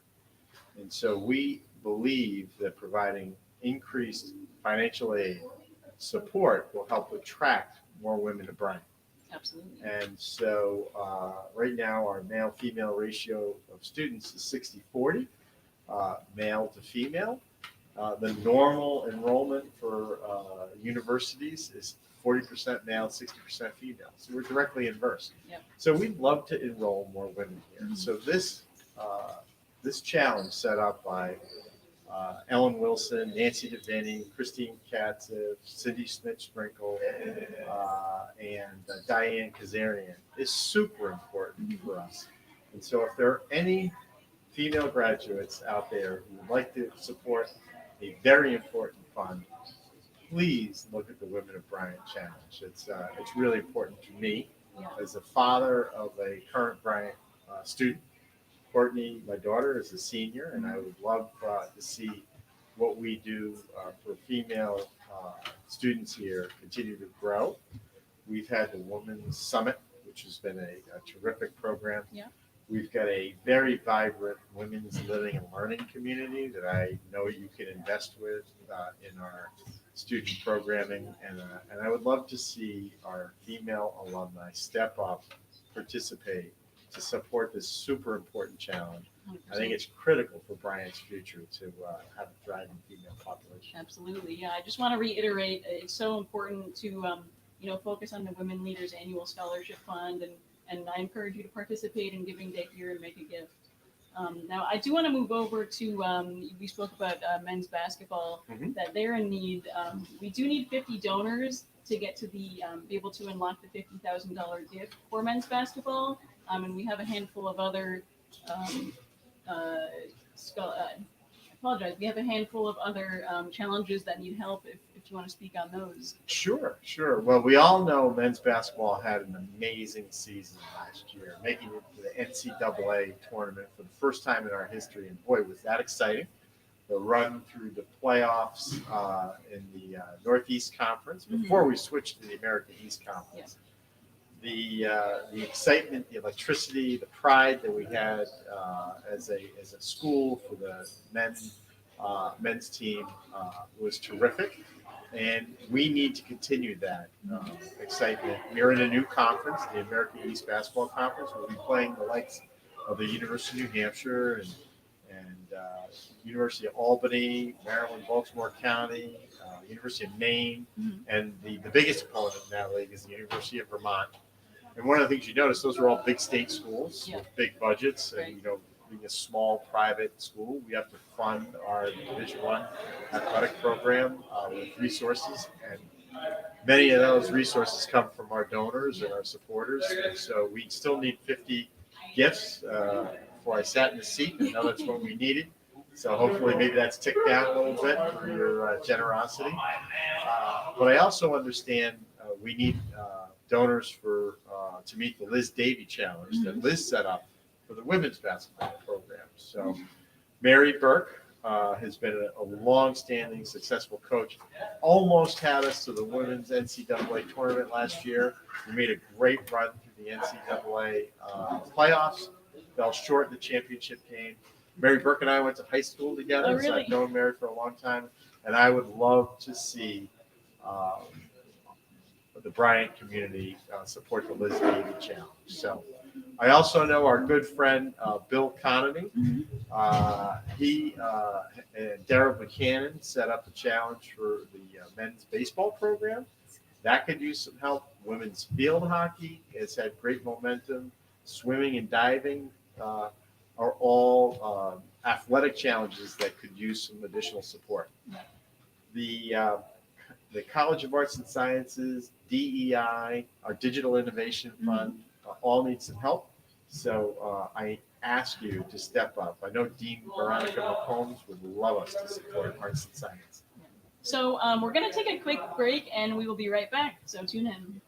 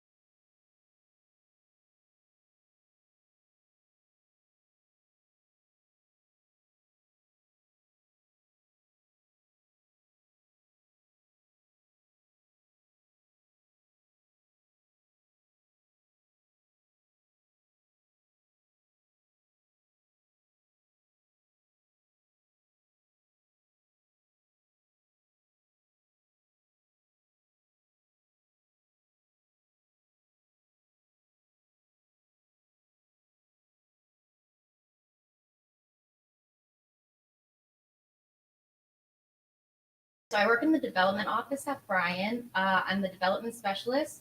So basically, my role is comprised of three basic things. I do social media for the Bryant Fund. I'm the director of the Telefund, so the student callers on campus, and then I also work with the senior class committee. Awesome. Well, thank you both for being here today. Thanks for having us. So Hannah, I want to start off with you. So how did your Bryant education impact your life and your career? So I think that at Bryant, I really found my passion for working in nonprofits. Hence now working for higher ed. I think it was my Management 200 class where we basically team up with a nonprofit. I ended up teaming up with Rosemary's Wish Kids, and then I did a project on campus called Project Playhouse where we work with local vocational schools to build dream playhouses for children with serious illnesses. Some of you might have seen the playhouses outside Bello. But I think that's what really got me involved in working with nonprofits and the fundraising aspect, and being able to come back to Bryant and work for Bryant and be able to continue doing that here is just amazing. That's awesome. Thanks so much. So going off of your experience a little bit, Lily, so you're the vice president for philanthropy for the Student Alumni Association.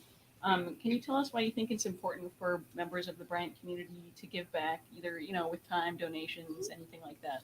Yeah, so giving back to the students, it gives back to the campus as a whole. Yeah. And so seeing donors and like give money and just their time, it really shows students that they care and that they believe in us to go places in our future and to excel in life. So, Absolutely. Yeah.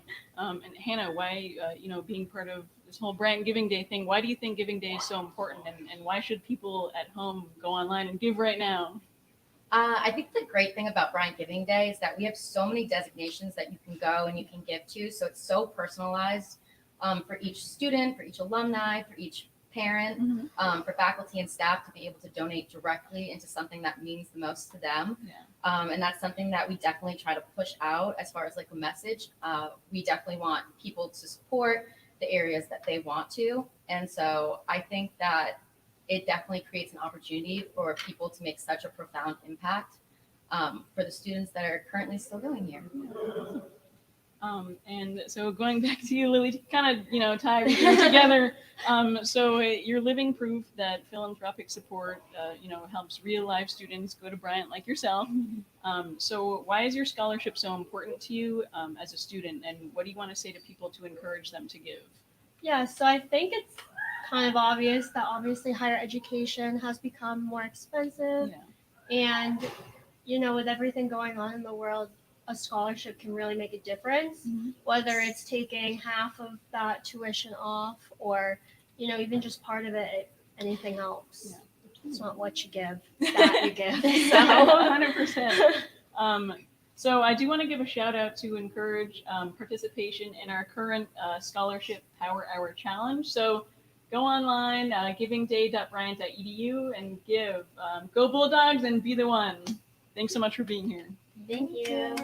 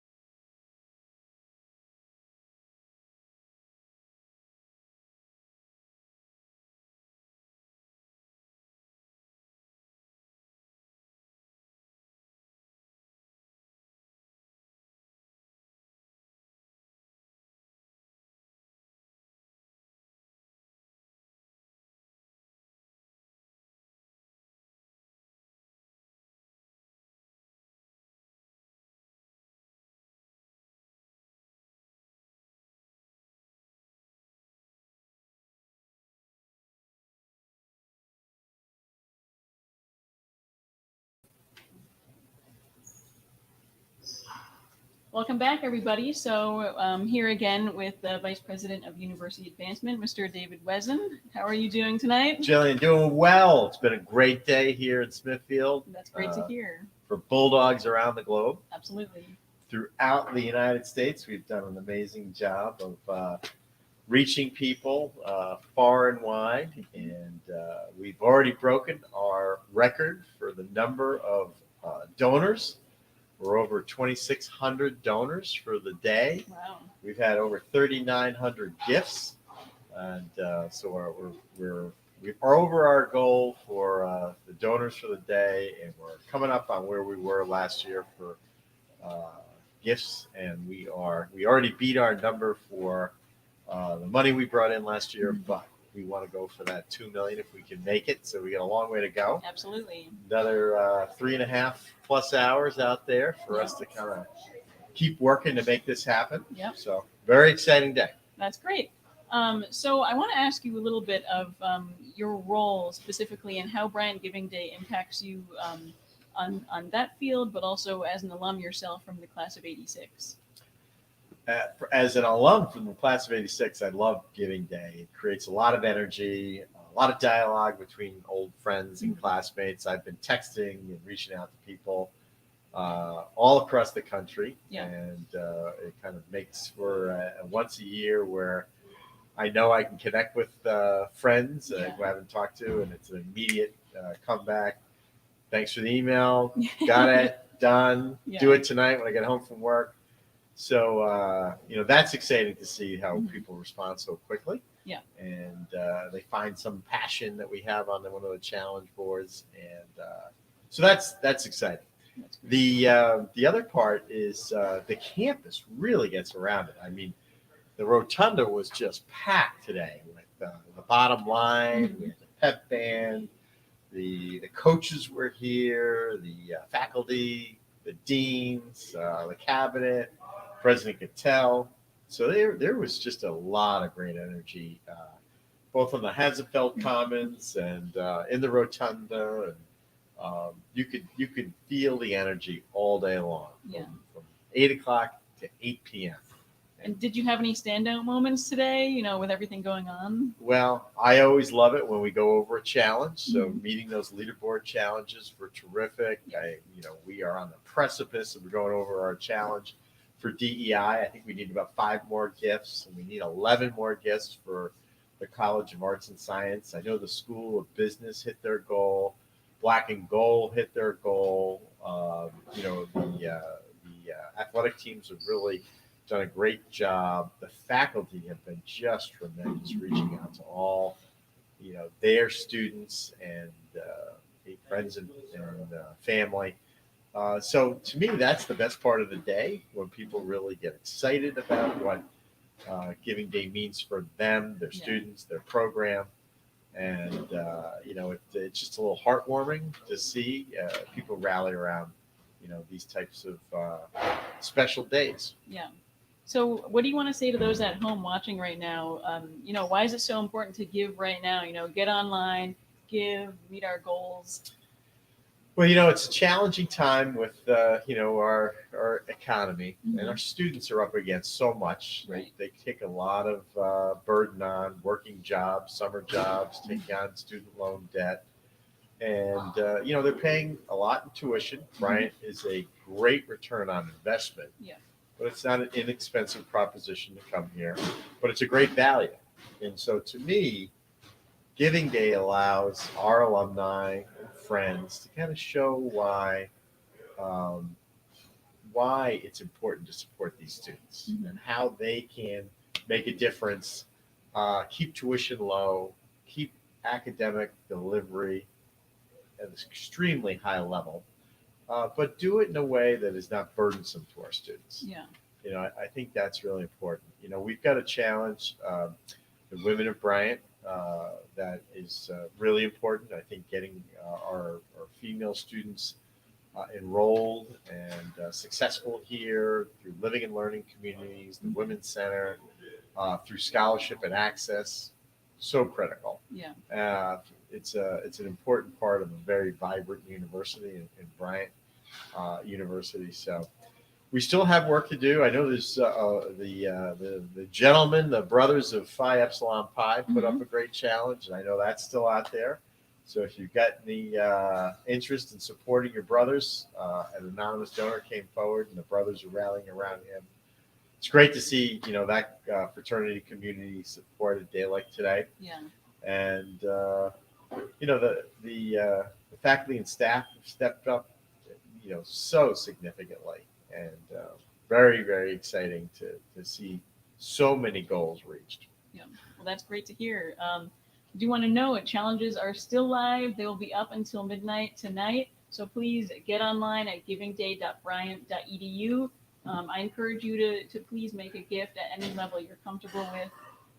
And I thank you again for all your work with Giving Day, and thanks for Thank being you, here tonight. Jillian. I'd like to thank our entire alumni population, our parents, the faculty, staff, our students stepped up big, made so many gifts, friends, extended family, grandparents, corporations. We've had foundations step up.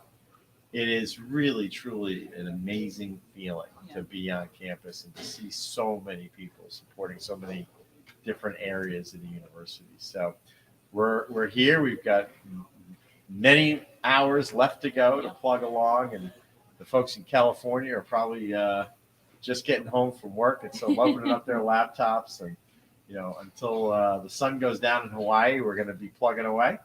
And we're grateful for everybody's support around the globe, because we started this early in the morning over in the Pacific Rim, and had a lot of support overnight.